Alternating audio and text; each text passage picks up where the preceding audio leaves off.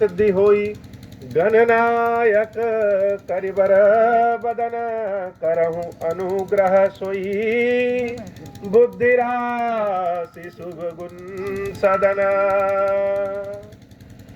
बंदौ गुरु पद पदुम परागा सुरुचि सुबास सरस अनुरागा मंगल भवन अमंगल हारी उमा सहित जहि जपत पुरारी सुमिर शिवा शिव पाई पसाऊं बरनऊ रामचरित चित चाऊं पानी ग्रहण जब कीन महेशा हर्षे तब सकल सुरेशा कवन सो काज कठिन जग माही जो नहीं होई तात तुम पाही राम काज लगी तब अवतारा सुनत ही भयऊ पर्वताकारा। हे महादेव, इस जगत में बाबा, इस जीवन बाबा, न कोई कार्य कठिन है, न ही कोई कार्य असंभव है। भैया सारे कार्य सरल और संभव हो जाते हैं बाबा, अगर आपकी कृपा हो जाए। यहाँ उपस्थित सभी लोगों को मेरा कोटि कोटि बारंबार नमन है। राम कथा जैसे जीवन के लिए प्राण आवश्यक है, वैसे इस जीव के लिए राम कथा आवश्यक है। देवी पार्वती ने भगवान शंकर से राम के बारे में जानने की इच्छा प्रकट की, और शिवजी जैसे हम लोग भोजन करते हैं तो रोटी के टुकड़े को तोड़ करके खीर या सब्जी में जब डुबोते हैं तब उसका स्वाद आता है। तो जब देवी पार्वती ने भगवान से राम कथा के बारे में पूछा तो 2 क्षण के लिए भगवान शंकर पहले राम जी के रस में अपने मन को डुबोए, और जब फिर ध्यान से बाहर आए तब राम कथा का श्रवण कराए। सर्वप्रथम जिनका शरीर स्वयं बहुत सुंदर है, जो भगवान शंकर के और माता पार्वती के पुत्र हैं, जिनका मस्तक हाथी के समान है, जो सबका मंगल करने वाले हैं, अमंगलों का नाश करने वाले हैं, जिनका पेट बहुत बड़ा है, जिनके कान इसलिए बड़े हैं कि अपने भक्तों की प्रार्थना वो बहुत जल्दी सुन लेते हैं, ऐसे गणाध्यक्ष जो राम नाम के बारे में जान करके और गणाध्यक्ष के पद पे सुशोभित हुए, उन भगवान श्री सिद्धिराज गणेश जी को सबसे पहले प्रथम प्रणाम है। तत्पश्चात अपने गुरुदेव श्री हनुमान जी महाराज, जिनके बिना संसार में राम कथा न कही जा सकती है न सुनी जा सकती है, उन गुरुदेव श्री हनुमान जी महाराज को बारंबार प्रणाम है। आपके भी जो अपने गुरु हैं, उन सभी लोग अपने अपने गुरुओं को बारंबार प्रणाम कर लें, और राम कथा जिसके मुख से निकली और जिसके कानों के माध्यम से हृदय से होते हुए संसार में पहुंची, उन भगवान शंकर भगवती देवी पार्वती को बारंबार प्रणाम है। और हे भगवान शंकर, हे माता पार्वती, क्षीरेश्वर महादेव, संसार में न कोई कार्य असंभव है न कठिन है, अगर आपकी कृपा प्राप्त हो जाए हो। तो जैसे भगीरथ ने प्रार्थना किया अपने पूर्वजों को उनकी निवृत्ति के लिए, स्वर्ग पहुंचाने के लिए, गंगा अवतरण के लिए, तो भगीरथ जी ने जो प्रार्थना किया, भगवान विष्णु के दाहिने पैर से गंगा निकली, ब्रह्मा जी के कमंडल में समाहित हुई, और संसार में उनको कोई धारण करने वाला हुआ तो भगवान शंकर हुए। उन गंगा को अपने जटाओं में उन्होंने धारण कर लिया। तो जब भक्ति के विचार से हम भगवान का नमन करते हैं तो उनकी कृपा ही गंगा बन करके कमंडल में आ जाती है।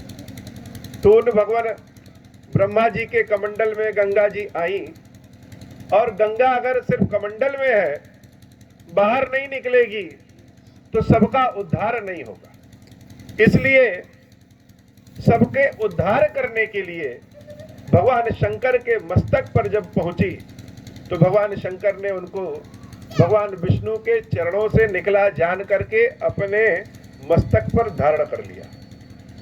लेकिन जैसे हम लोग के अगर मस्तक पर कोई जल गिराए तो जल क्या होगा, अगल बगल दाएं बाएं बरसता रहेगा, गिरता रहेगा।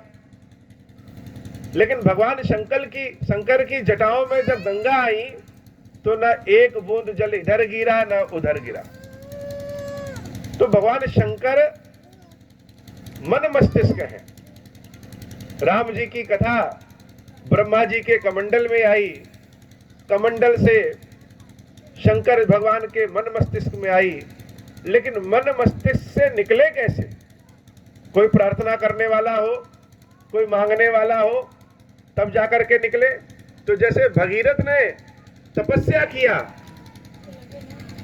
और तपस्या इसलिए किया कि हमारे पुरखों का उद्धार हो सके, लेकिन भगीरथ जी ने जो गंगा जी मंगाया, उन गंगा जी से केवल भगीरथ के पूर्वजों का उद्धार नहीं हुआ, न जाने कितने लोगों का उद्धार हो रहा है और आगे भी होता रहेगा। देवी पार्वती उस भगीरथ के स्वरूप में ही, श्रद्धा के स्वरूप में, विश्वास तो शंकर जी हैं, लेकिन श्रद्धा के स्वरूप में उन गंगा का, राम कथा रूपी गंगा का अवतरण कराती हैं, ताकि संसार में हमारे सभी संतानों का कल्याण हो सके। शिव जी जैसे अपनी जटाओं में गंगा जी को पिरो लेते हैं, वैसे ही राम कथा की जब गंगा हम सबके कानों में, हम सबकी जटाओं में आती है, तो यह हम पर निर्भर करता है कि वह गंगा की धारा इधर उधर बह जाती है या हम उसको शंकर जी की तरह अपने मन मस्तिष्क में श्रवण करके बहा लेते हैं। अब शिव जी का स्वरूप कैसा है, देवी पार्वती का स्वरूप कैसा है, तो श्री रामचरितमानस के शुरुआत में ही श्रद्धा विश्वास रूपिणो भवानी शंकर, भवानी और शंकर का स्वरूप श्रद्धा और विश्वास के रूप में। राम कथा हर जगह कही जाती है, हर जगह सुनी जाती है, हर कोई जो कह रहा है और जो सुन रहा है, सब लोग राम कथा के बारे में जानते हैं, अनेकों बार राम कथा सुने हैं और आगे भी अनेकों बार सुनते रहेंगे। लेकिन राम कथा जितनी बार सुनिए उतनी बार ही आनंद प्रदान करती है, और सिर्फ कहने वाले के लिए नहीं, सुनने वालों को भी कल्याण करती है।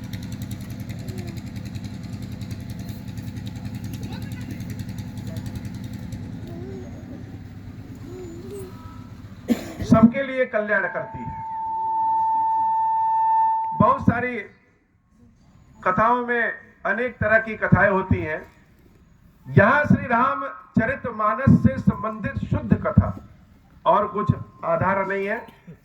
तो सर्वप्रथम भगवान शंकर का स्वरूप कुंद इंदु गौर सुंदरम। भगवान शंकर का स्वरूप कैसा है? कुंद के पुष्प के समान, इंदु के पुष्प के समान, गौर वर्ण का, सुंदर शरीरधारी।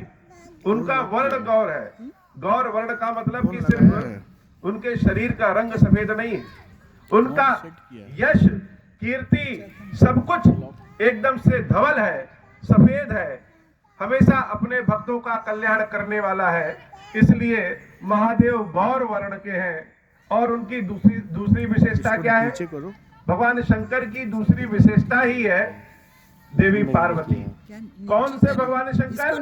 वह भगवान शंकर जो अंबिका पतिम, जो अंबिका देवी के पति हैं, जो हम सब की जगत जननी जगत माता पार्वती के पति हैं, वह भगवान शंकर।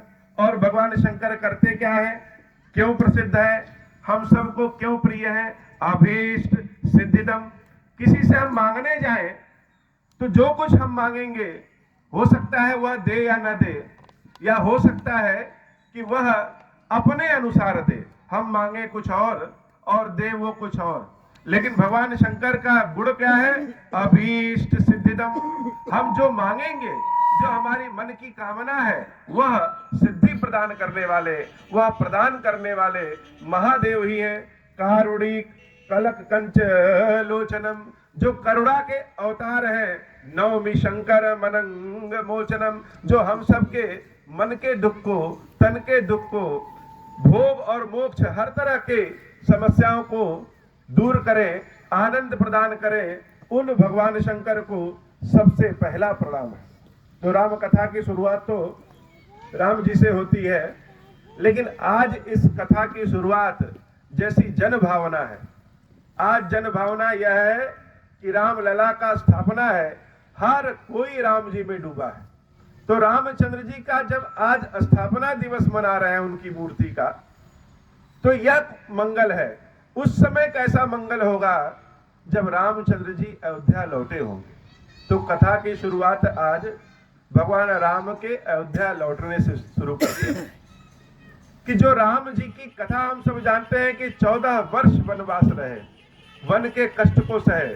यह कह लेना तो बड़ा आसान है कि 14 वर्ष जंगल में चले गए और रहे, लेकिन हम बाहर की शीत, गर्मी, मच्छर ये सब बर्दाश्त नहीं कर पाते हैं। और भगवान शंकर देवी जानकी के साथ, भैया लक्ष्मण के साथ 14 वर्ष तक जो सदैव सुख सुविधा में पला बढ़ा, वह जब जंगल जाता है तो उसका स्वरूप कैसा हो जाता है। और उनके बिछोह में जो अयोध्या के लोग हैं उनका क्या हालचाल है। हर जगह तो राम गए, जहां जहां गए वहां वहां उद्धार किए, लेकिन जहां से छोड़ करके चले गए वहां की स्थिति क्या है। तो सारे लोग एक एक दिन गिन रहे हैं। जब से राम गए हैं तब से एक एक दिन गिन रहे हैं कि राम राम है इसलिए वो आएंगे। अगर अपने वचन को पूरा करने के लिए वह राजमहल को छोड़ करके जंगल जा सकते हैं, तो हम सबको दिए वचन को पूर्ण करने के लिए 14 वर्ष पूर्ण होने के बाद निश्चित रूप से वह आएंगे। तो अयोध्या के वासी सब लोग एक एक दिन उंगली पे बैठ के गिन रहे हैं कि आज एक दिन बीता, आज एक दिन बीता, महीना बीता, साल बीता, इसी आशा के सहारे कि 14 वर्ष बीत जाएगा। 14 वर्ष भी बीतने वाला है। अब लोग क्या सोच रहे हैं? रहा एक दिन अवध कर अतियारत पुरलोग। एक दिन केवल बचा है, 14 वर्ष बीतने में केवल एक दिन बचा है। और अयोध्या के सभी लोग बहुत ही आदर भाव से गिन रहे हैं कि राम के आने के दिन तो पूरे होने वाले हैं, अब शायद एक दिन में आ जाए राम। कोई कोई कह रहा है कि राम अब नहीं आएंगे, राम को आना होता तो अब तक आ गए होते। जैसे सूर्योदय के पहले लालिमा निकल जाती है, वैसे ही 14 वर्ष पूर्ण होने पे अगर राम को आना होता तो अब तक सूचना मिल गई होती कि राम आ रहे हैं। चारों ओर चर्चा है, जैसे कम पढ़ा लिखा व्यक्ति हो या आंखों से जो न देख सकता हो, वह भी सिक्कों और नोट को छू करके जान जाता है कि 20 का है कि 50 का है कि 500 का है। वैसे ही सारे अयोध्यावासी जो पढ़े लिखे हो या ना पढ़े लिखे हो, बहुत बाल हो या बुजुर्ग हो, एक एक दिन गिन गिन करके बैठे हैं कि 14 वर्ष आज पूर्ण होने वाला है। अब रूप कैसा है? विरह वेदना में किसका कैसा होगा? जहां तहां सोच ही नारी नर कृष्ण तन राम वियोग। राम जी से मिलने का जितना आनंद है, राम का वियोग उतना ही कष्टदायक है। एक एक दिन गिन गिन करके कि राम आएंगे। जिनका शरीर बहुत अच्छा था, जो बहुत मोटे थे, तगड़े थे, वह भी राम के वियोग में कृष्ण तन राम वियोग सूख करके कांटे हो गए। कांटे की तरह शरीर सबका शिथिल हो गया है। सबके चेहरे को देख करके लग रहा है कि सब किसी न किसी वियोग में हो। अयोध्या के किसी भी गलियों में चले जाइए, किसी भी स्त्री पुरुष किसी से भी बात कर लें, सबके चेहरे पर राम वियोग सबका झलक रहा है। सगुन हो ही सुंदर सकल, सब बैठे हैं आपस में बात कर रहे हैं कि राम लग रहा है नहीं आएंगे। अचानक से ऐसा हुआ जैसे सगुन होने लगा। कुछ अच्छा होने लगता है या होने वाला लगता है जिसमें हमारा मन चित्त सदैव लगा हुआ है, अगर उसके साथ कुछ अच्छा होने वाला है तो हम सबको ही अंदर अंदर यह महसूस होने लगता है कि कुछ अच्छा होने वाला है। कुछ बुरा होने वाला रहेगा तो भी महसूस होता है कि लग रहा है कुछ संशय है, कुछ गड़बड़ है। तो मन में यह कहे तो भले रहे कि राम नहीं आएंगे, लेकिन सगुन होता सुंदर दिख रहा है, सबको अंदर से लग रहा है कि नहीं राम आएंगे। प्रभु आगमन जनाव जनु नगर रम्य चहुफेर, चारों ओर से हवाएं अपने आप सुंदर चलने लगी, अपने आप चिड़िया कहकने लगी, सबको लगने लगा कि कुछ अच्छा होने वाला है। लेकिन सब यह सोच रहे हैं कि जैसा महसूस हो रहा है वह सिर्फ हम ही को हो रहा है। कोई कहे तो कैसे कहे, कौशल्यादि मातु सब, माताओं की भी यह स्थिति है। जब अयोध्या के वासियों की यह स्थिति है कि शरीर सूख करके कांटा हो गया है, तो रामचंद्र जी की माताओं की क्या स्थिति। लेकिन अब सबके दुख जाने वाले हैं। क्यों? क्योंकि 14 वर्ष पूर्ण होने वाला है, निश्चित रूप से राम आएंगे। क्यों? क्योंकि राम तो राम है, जो कहते हैं वह वचन निभाते हैं। तो महसूस जब सबको होने लगा कि अच्छा कुछ सगुन होने वाला है, कौशल्यादि मातु सब, मन आनंद अस होई, मन सबका आनंद में डूब गया है। आयऊ प्रभु श्री अनुज जुत, कहा न चाहत अब कोई। सब कहना चाह रहे हैं कि लग रहा है कि राम जी आने वाले हैं, और अकेले नहीं, भैया लक्ष्मण और देवी जानकी के साथ आने वाले हैं। लेकिन कोई दूसरे से कह नहीं रहा है, अपने ही मन समझ ले रहा है, अपने ही खुश हो जा रहा है कि अगर हम कह दें और नहीं आए राम तो क्या होगा। इसलिए कोई कह नहीं रहा है। भरत जी महाराज एक ऐसे पात्र हैं, वैसे तो जिसने जो कर्म किया है उसको उस बात का फल मिलता है, अच्छा या बुरा। लेकिन भरत जी एक ऐसे पात्र हैं जिन्होंने कभी कुछ बुरा नहीं किया, और सबसे ज्यादा कष्ट भरत जी को ही मिला। भरत जी महाराज 14 वर्ष तक जंगल नहीं गए, लेकिन जिस स्थान पे रहते थे वह जंगल से भी ज्यादा कष्टकारी था। धरती पे प्रभु श्री राम सोते थे, इसलिए भरत जी महाराज धरती से 6 फीट गड्ढा खोद करके अपने लिए सोते थे कि जहां मेरे स्वामी सोते हैं उस बराबर में हम नहीं सो सकते। कंदमूल फल जैसे प्रभु श्री राम खाते थे, उसी तरह का आचरण भरत जी महाराज भी करते थे। और उनके प्राण रुके हुए हैं तो सिर्फ इसलिए रुके हैं क्योंकि भैया राम ने कहा है कि हे भरत, 14 वर्ष पूर्ण होने के बाद हम आएंगे। तो आज सिर्फ एक दिन बचा है। भरत नयन भुज दक्षिण बैठे हैं, सोच रहे हैं, विचार कर रहे हैं कि राम आएंगे कि नहीं आएंगे। तब तक उनकी दाहिनी आंख और दाहिनी भुजाओं में फरकन होने लगा। पुरुषों की दाहिनी आंख और दाहिनी भुजाएं अगर फरकने लगे तो इसका मतलब कि कुछ खुशखबरी है, इसका मतलब कि कुछ अच्छी सूचना मिलने वाली है। भरत जी महाराज को भी लग गया कि अच्छी सूचना मिलने वाली है। और अच्छी सूचना क्या हो सकता है? राम जी का आगमन ही अच्छी सूचना हो सकता है। जानि सगुन मन हर्ष अति लागे करन विचार, मन में सोचने लगे, विचार करने लगे कि यह सब जो अच्छा अच्छा हो रहा है, लग रहा है कि राम आ रहे हैं, लेकिन मन में हमारे आशा और निराशा दोनों रहती है। जो चीज जान से हमारे जुड़ा है, जिसके लिए तन मन धन मन विचार सब कुछ लगा है, वह प्राप्त करने की खुशी उतनी ही रहती है। और एक हल्का सा इशारा हो जाए कि शायद वो हमें ना मिले तो निराशा भी उतनी ही हो जाती है। कभी आशा में कि राम आएंगे और कभी निराशा में कि क्यों आएंगे। इन दोनों के विचारों में भरत जी उलझे हुए हैं। रहु एक दिन अवधि अधारा, समुझत मन दुख भयउ अपारा। सब तो ठीक है, लेकिन अगर राम को आना होता तो अब तक तो आ गए होते। अगर भरत को वो पसंद करते हैं तो भले 14 वर्ष पूर्ण होने के बाद अयोध्या में आते, लेकिन कोई सूचना तो भिजवाए होते कि हम आ गए। नहीं भिजवाए, इसका मतलब लग रहा है कि राम नहीं आएंगे। तो किस कारण नहीं आएंगे? मन में आत्मग्लानि बड़ा कष्ट देती है। और सबसे बड़ा कष्ट तब होता है जब हम यह सोच ले पहले से कि जो हो रहा है, जितना कष्ट लोग सह रहे हैं, वह सिर्फ मेरे कारण सह रहे हैं। भरत जी महाराज की माता जी ने इच्छा प्रकट किया भरत को राजा बनाने का। भरत जी महाराज के मन में कभी इच्छा प्रकट नहीं हुई राजा बनने की, लेकिन मन में असंतोष है कि जो राम जी को कष्ट हुआ है, जो हमारे पिता स्वर्ग सिधारे हैं, जो अयोध्या के जन जन पे जो राम की विरह वेदना दिख रही है, उस सब के कारण हम ही हैं।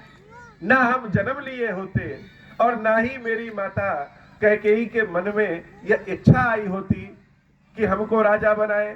सब दुख के कारण अगर कोई संसार में है तो वह हम ही। मेरे मन के कपट को, छल को, कुभाव को लग रहा है कि रामचंद्र जी पहचान गए हैं, वह तो अंतर्यामी है, ज्ञानी है, ध्यानी है, इस कारण वह नहीं आए, नहीं तो अब तक आ गए होते। कारण कवन नाथ नहीं आयो, जानी कुटिल की दो मही बिसरायो। मेरी कुटिलता जान गए हैं, इसलिए नहीं आए। भरत जी महाराज शोक में डूबे हैं। धन्य लक्ष्मण बड़ भागी। जब हम अपने भाग्य को कोसते हैं तो अपने सगे संबंधियों के भाग्य को बहुत अच्छा बताते हैं कि मेरा भाग्य कितना खराब है और मेरे भाई का भाग्य कितना अच्छा है। लक्ष्मण के भाग्य कितने अच्छे हैं कि पूरे 14 वर्ष तक लक्ष्मण रामचंद्र जी के साथ रहे हैं और आगे भी रहेंगे। अगर लक्ष्मण की तरह राम हमसे भी प्रेम करते तो हमको भी अपने साथ ले गए होते, लेकिन भगवान ने पहचान लिया कि यह भरत कैसा है। भरत कपटी कुटिल मोहि प्रभु चीना। हम चाहे चेहरा अपना कितना भी अच्छा बनाए, कितना भी ढोंग कर ले, लेकिन राम जान गए हैं कि यह भरत बड़ा ढोंगी है, बड़ा कपटी है, इसलिए नहीं आए। ताते नाथ संग नहीं लीना, न आए और न ले गए, दोनों बातें हैं। बहुत ही शोक में डूबे हुए हैं कि अब क्या करें, प्रभु तो आए नहीं है।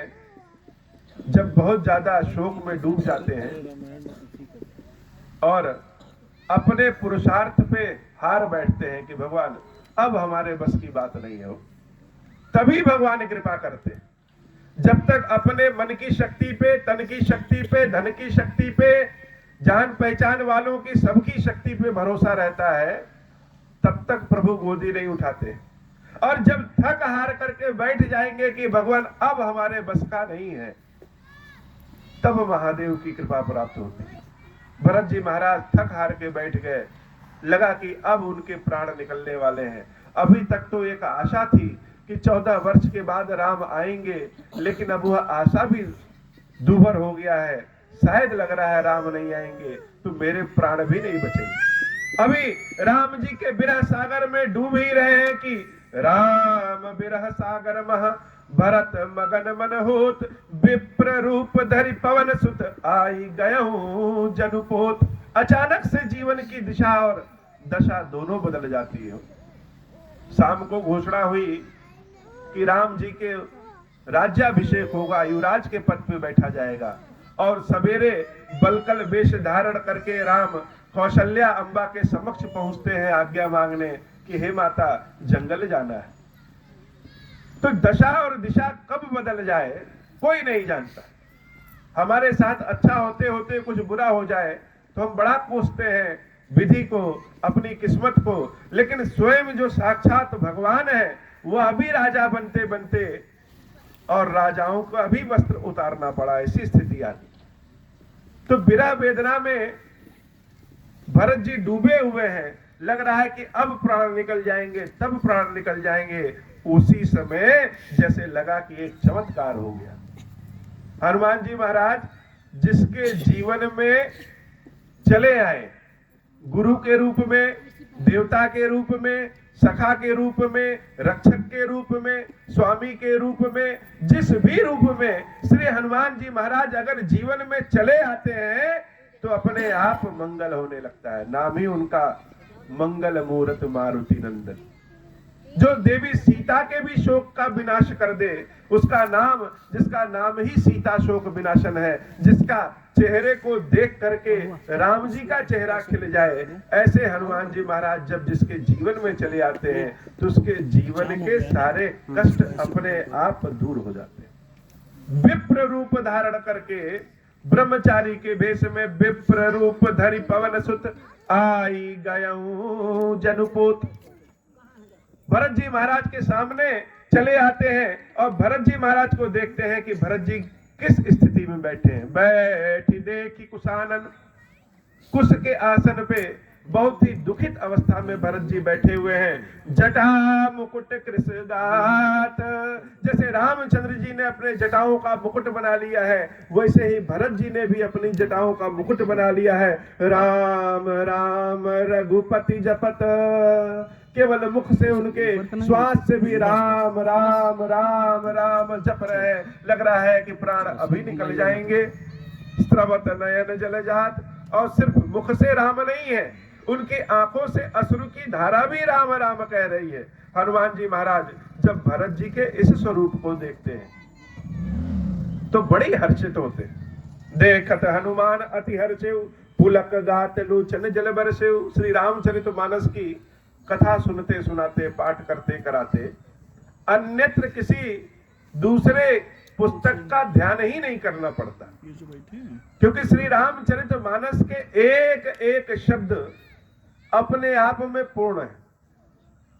एक बहुत बड़े संत थे, उनको श्री रामचरितमानस पूरा याद है, लेकिन जब वो पढ़ते थे तो रामचरितमानस पे उंगली रख करके पढ़ते थे। उनके शिष्यों ने कहा कि प्रभु आपको तो सब याद है, तो फिर आप उंगली रख करके क्यों पढ़ते? उन संत महात्मा ने कहा कि शिष्यों, श्री रामचरितमानस का एक एक शब्द ही शंकर पार्वती, तो उनको जब स्पर्श करके पढ़ते हैं तो जैसे लगता है कि शिव जी और पार्वती जी के चरणों को छू रहे हैं, ऐसा प्रतीत होता है। तो भरत जी महाराज को जब हनुमान जी महाराज देखे तो बड़े आश्चर्यचकित भी हुए और आनंदित भी हुए। देखत हनुमान अति हर्षेउ, पुलक गात लोचन जल बरसेउ। स्वयं हनुमान जी महाराज के भी आंखों से आंसू निकल गए, शरीर पुलकित हो गया भरत जी को देखते। अगर हमारे पास 2 गाड़ी है और किसी के पास 4 गाड़ी हो जाए तो हमको शायद जलन हो जाए। कलयुग की विशेषता है, दूसरे को बड़ा देखते हुए जलन हो जाता है, लेकिन एक भक्त जब दूसरे भक्त को देखता है तो उसके हृदय में आनंद का भाव आता है। कभी कोई कंपटीशन, कभी कोई जलन नहीं होता है। हनुमान जी महाराज जब भरत जी को देखते हैं तो बड़े हर्षित हो जाते हैं। अब भरत जी के दुख को देख करके हर्षित हुए या किस रूप में हर्षित हुए?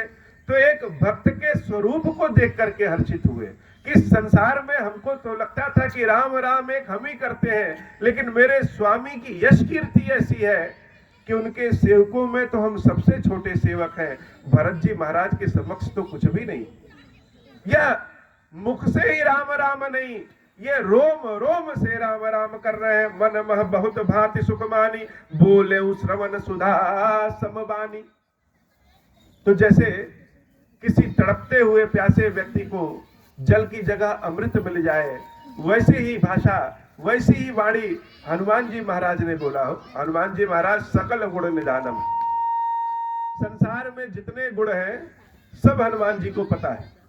कहाँ किससे कौन सी बात करनी चाहिए, कहाँ किस अवसर पर क्या कहना चाहिए, क्या कहने से किसका दुख दूर होगा, किसको आनंद आएगा, यह सब हनुमान जी महाराज जानते हैं। इसलिए उन्होंने ऐसी वाणी का प्रयोग किया जिसको सुनते ही भरत जी महाराज के कानों में जैसे किसी ने अमृत घोल दिया है।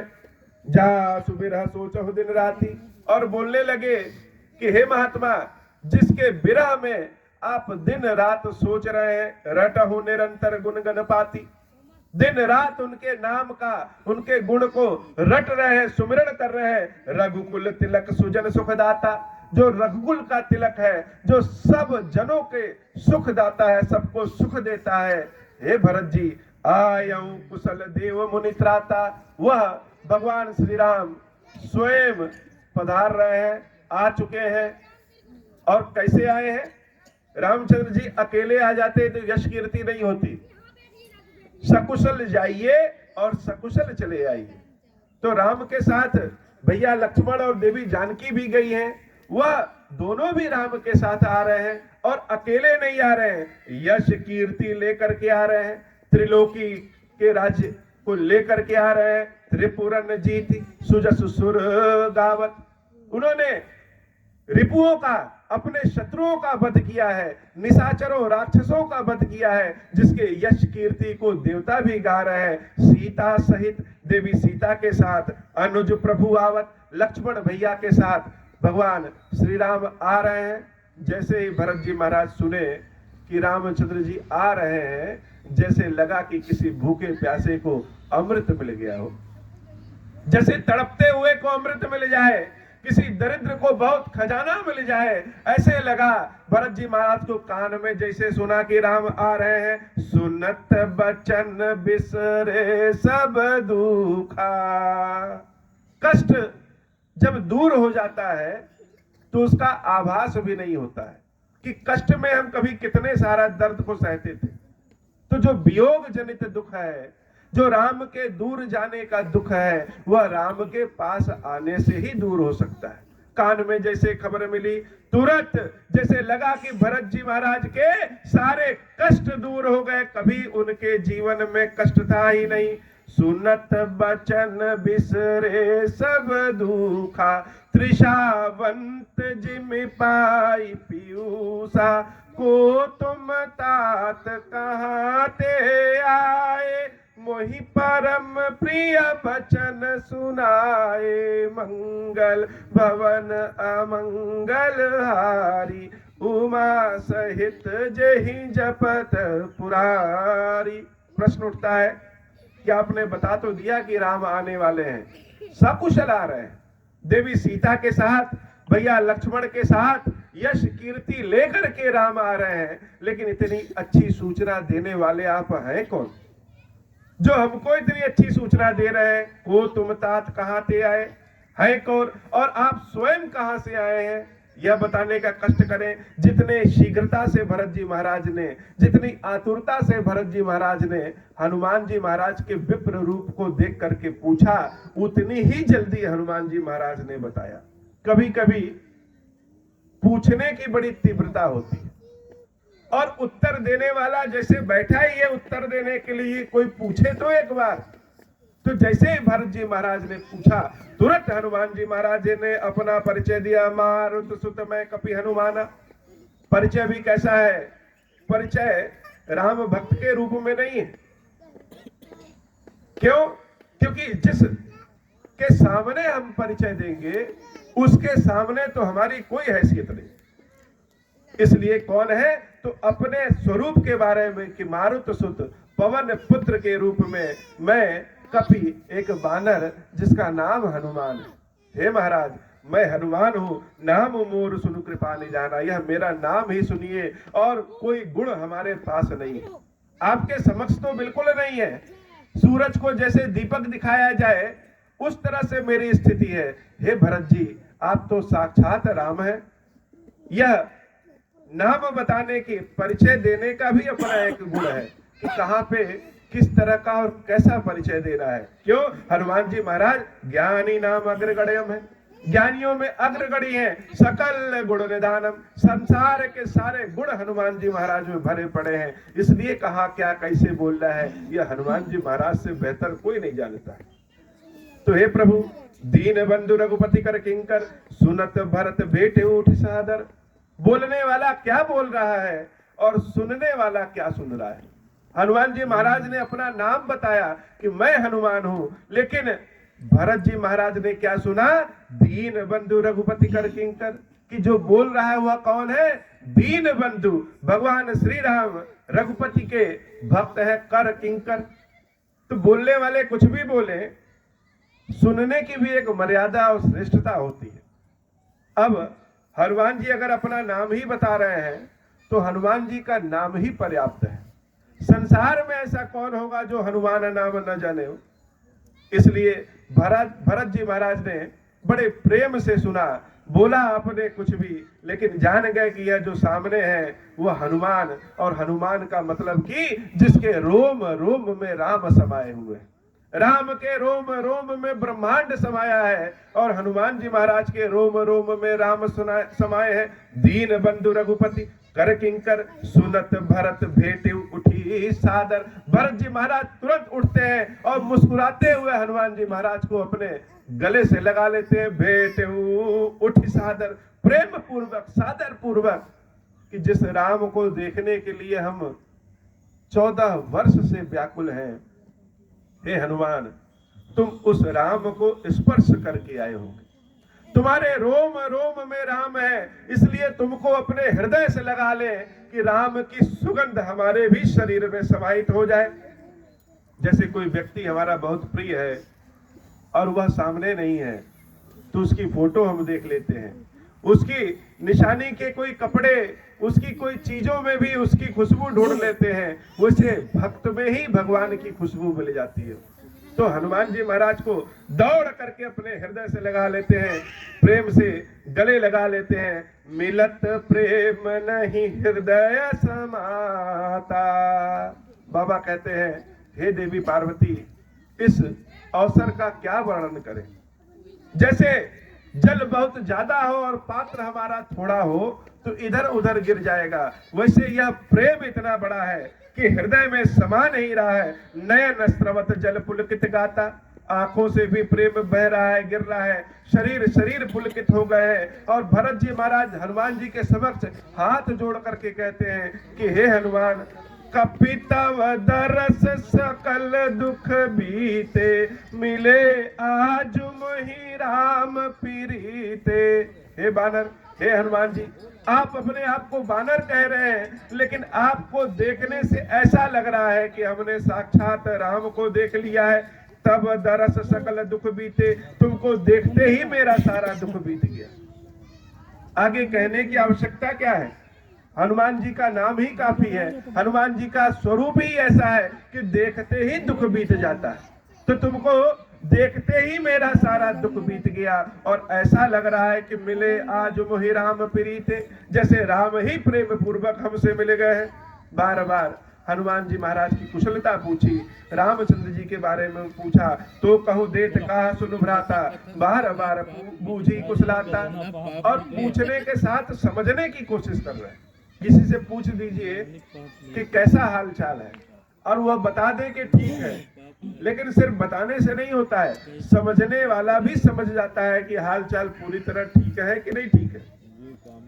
भरत जी महाराज बारंबार हनुमान जी से कह रहे हैं, हे हनुमान जी, आपने जो हमें सूचना सुनाया, उस सूचना के बदले उऋण मैं हो नहीं सकता, ना ही तात उऋण मैं तो ही, अब प्रभु चरित सुनायो हूं मोहि।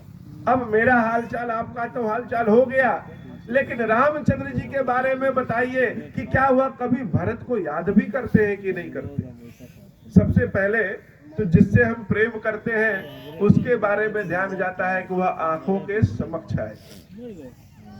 दूसरा प्रश्न अपने स्वार्थ से जुड़ जाता है कि जिसको हम इतना मानते हैं, इतना प्रेम करते हैं, उसके हृदय में मेरे लिए भी कोई जगह है कि नहीं।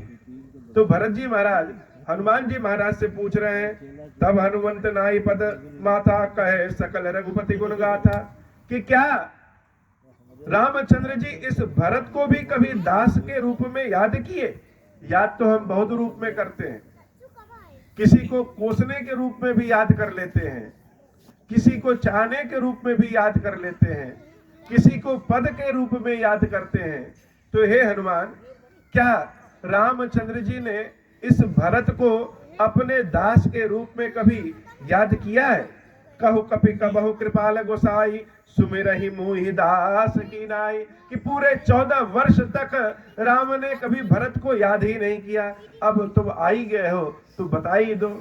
हनुमान जी महाराज बड़े गदगद हैं और अपने आंखों से प्रेम के आंसू बहाते हुए कह रहे हैं, निज दास ज्यों रघुवंश भूषण, कबहु मम सुमिरन करयो, सुनि भरत बचन विनीत, अति कपि पुलकितन चरणनि परयो। सुनते ही हनुमान जी महाराज भरत जी के चरणों को पकड़ लेते हैं कि हे महाराज, आप क्या कह रहे हैं कि राम कभी भरत को याद किए। रघुबीर निज मुख जासु गुण गण, वह आप ही हैं जिसके प्रताप की प्रशंसा, जिसके प्रेम की प्रशंसा राम सदैव अपने मुख से कहते रहते हैं। कहत अग जगन्नाथ, जो हमें उन्होंने आपके बारे में बताया है, आज हम साक्षात देख रहे हैं कि हे भरत, आपके समान विनीत, आपके समान प्रेम, आपके समान भक्ति संसार में और राम के लिए किसी के पास नहीं है। और यह बात राम जी सदैव बताते हैं। लंका जीतने के बाद जब विभीषण जी महाराज राम जी के पास आए और कहे, हे प्रभु, यह सारी लंका आपकी है और रावण का साम्राज्य जहां जहां था वहां वहां तक आप राजा हैं, तो आज चल करके अपने धन कोष को, अपने खजाना को देखिए और आज्ञा दीजिए कि क्या करना है। श्री रामचंद्र जी सुनते हैं और विभीषण जी महाराज को कहते हैं, हे विभीषण, मेरा भरत मुझको बहुत याद कर रहा होगा।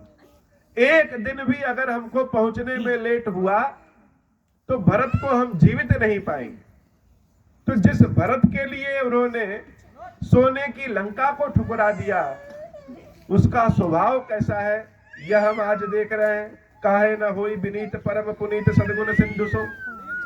जिसको राम जी इतना प्रेम करेंगे उसका स्वभाव भी राम की तरह ही हो जाएगा। राम प्राण प्रियनाथ तुम। हे प्रभु, ज्यादा तो हम नहीं कहेंगे, लेकिन राम जी के लिए हे भरत, आप ही उनके प्राण हैं। राम प्राण प्रियनाथ तुम, सत्य वचन ममता, पुनि पुनि मिलत भरत सुनि हर्ष न हृदय समान। प्रेम में ही हम हारना चाहते हैं। वैसे तो हर चीज में जीतना चाहते हैं। हर चीज, किसी के पास 2 है तो हम चाहेंगे हमारे पास 3 हो, 4 हो। हर चीज में हम आगे रहें, लेकिन प्रेम में हम हार जाना चाहते हैं। हम चाहते हैं कि हम जिससे प्रेम करते हैं वो हमसे दुगना प्रेम करे। और जब यह सुनने में आता है कि वो हमसे बहुत प्रेम करता है तो उस हार पे ही आनंद आता है। भरत जी ने जब सुना कि रामचंद्र जी मुझसे बहुत प्रेम करते हैं तो भरत जी सुनी हर्ष न हृदय समान। हृदय में समा ही नहीं रहा है कि क्या सत्य है कि राम भरत को प्रेम करते हैं। भरत तो सोचते थे कि राम के कभी आएंगे ही नहीं, लेकिन अब आपने बताया कि राम आ रहे हैं। भरत चरण सिरुनाई तुरंत गए कपि राम पही, कही कुशल सब जाई हर्षि चले प्रभु जान चढ़ी। समाचार चारों ओर फैल गया कि राम आने वाले हैं। भरत जी महाराज दौड़ते हुए सबसे पहले अपने गुरु के पास आए। समाचार सब गुरु ही सुनाए, वशिष्ठ जी को सुनाया और वशिष्ठ जी को सुनाने के बाद अपने राजमहल गए, जहां माताएं सब इंतजार कर रही हैं। सब लोग भरत का मुख देख रहे हैं कि भरत जो कहेंगे वही होता है। तो माताओं ने जब भरत जी को देखा तो उनके चलने के ढंग से, उनके हंसने के ढंग से, उनके बोलने के ढंग से बिना पूछे ही सब जान गए कि कुछ गुड न्यूज है। लग रहा है कि राम आने वाले हैं। भरत जी महाराज पहुंचते ही न जलपान किए न कुछ बैठे, सिर्फ यही बताया कि हे माँ, भैया राम, भाभी सीता और छोटे भाई लक्ष्मण जी के साथ आने वाले हैं। उनके बोलने के तरीके को सब देख रहे हैं। राम तो बाद में दिखेंगे, तब चेहरे पे खुशी होगी, लेकिन आज भरत के चेहरे पे खुशी देख लिया तो सारी जनता तो वैसे प्रसन्नचित्त हो गई। माताओं का तो वैसे खुशी आ गई कि राम तो बाद में दिखेंगे, भरत आज प्रसन्न है। इसका मतलब कि आनंद फिर से अयोध्या लौटने वाला है। चारों ओर खबर फैल गई।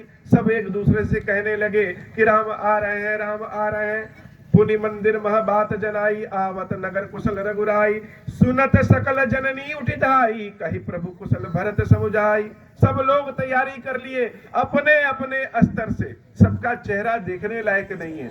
राम के वियोग में सब सूख गए हैं। जब जो उस समय 50 वर्ष की अवस्था में थे, इस समय 14 वर्ष बीतने के बाद अधेड़ हो गए हैं, बुढ़ापा की दहलीज पे हो गए हैं। जो बच्चे थे 14 वर्ष के पहले, वह इस समय बड़े हो गए हैं। बहुत सी बहुएं जिनका विवाह के बाद यहाँ आई है, वो अभी राम के बारे में सुनी है, राम को कभी देखा नहीं है। बहुत से बच्चे जो उस समय जन्म नहीं लिए थे, अब जन्म लिया है, देखा नहीं है राम को, लेकिन सुना है राम के बारे में। सबके मन में मूर्ति बन गई और सब राम का आगमन कराना चाहते हैं। तो अयोध्या में है क्या और भगवान को दे क्या? तो जिसके पास जो है तो क्या है, दधि दुर्बा रोचन फल फूला। दुर्बा तोड़ करके किसी ने कहा कि राम को दही बहुत प्रिय है, दही ले लिया। किसी ने कहा कि राम को फल फूल बहुत प्रिय है, 14 वर्ष तक तो फल फूल खाए होंगे। किसी ने कहा कि नहीं नहीं, जब राम छोटे थे तब हम जानते थे, तो उनको किशमिश बहुत पसंद है। तो लोग जो जो सुने वह अपने पास ले लिए। और किसी ने कहा कि राम बिना तुलसी के भोजन नहीं करते हैं, तो लोगों ने तुलसी का भोजन ले लिया। नव तुलसी दल मंगल मूला, चारों ओर आनंद आ गया है। किसी के पास धन हो या ना हो, लेकिन चेहरे पे आनंद सबके आ गया है। सुनकर के आनंद आ गया है कि राम आने वाले हैं। भरी भरी हेम थार बामिनी, फल फूलों को अपनी थाली में सजा करके गावत चली सिंदूर गामनी। जितनी बहुएं हैं, जो स्त्रियां हैं, जो सुहागन स्त्रियां हैं, सब जो लोक गीत गा सकते हैं, सब लोक गीत गाने लगी कि राम आने वाले हैं। जो जहां है वही राम जी की स्वागत कर रहा है। और बहुतों ने तो सुना कि राम आने वाले हैं, कहीं ऐसा ना हो कि पहले चले आए। सब जो जिस स्थिति में है वैसे दौड़ गया। कोई स्नान किया है या नहीं किया है। बहुत से लोग ऐसे हैं जो स्नान करने जा रहे हैं, लेकिन सुन लिए कि राम आने वाले हैं, वैसे ही धोती लपेट करके दौड़ पड़े। कुछ ने सोचा कि बच्चों को कहाँ ले जाएं, बच्चों को ले जाएंगे तो उनको गोदी उठाना पड़ेगा। कुछ ने सोचा कि अगर बुजुर्गों को बताएंगे तो उनको संभालना पड़ेगा। तो किसी ने किसी को कुछ बताया नहीं, खबर सब सुने और सब दौड़ पड़े कि राम आने वाले हैं, आज उनके दर्शन करेंगे। तो जिसने राम को पहले बचपने में देखा था या नहीं देखा था, वह सब आज राम को देखना चाहते हैं। क्योंकि अयोध्या जिस दिन राम चले गए थे उसी दिन से अधूरी हो गई थी। आज समाचार सुन करके कि राम आने वाले हैं, अयोध्या अपने आप में जगमग हो गई। एक एक अन कहा बूझो भाई, सब रास्ते में दौड़ते जा रहे हैं। पता किसी को नहीं है कि राम कहाँ आएंगे, तो कहाँ आएंगे सब एक दूसरे से पूछ रहे हैं। तुम देखे दयाल रघुराई, क्या तुमने राम को देखा है? क्या कहीं ऐसा तो नहीं कि राम आ गए हो? कहाँ आने वाले हैं बताओ। जो सुन रहा है वह भी कह रहा है कि नहीं, अभी हमने राम को देखा नहीं है। वह दूसरों से पूछ रहा है। अवधपुरी प्रभु आवत जानी, प्रकृति भी जान गई कि राम आने वाले हैं। तो प्रकृति ने भी अपने आप को सुंदर बना लिया। भाई सकल शोभा के खानी, सरजू मैया अपने आप साफ हो गई, पेड़ पौधे सब प्रफुल्लित हो गए, मौसम भी आनंदमय हो गया।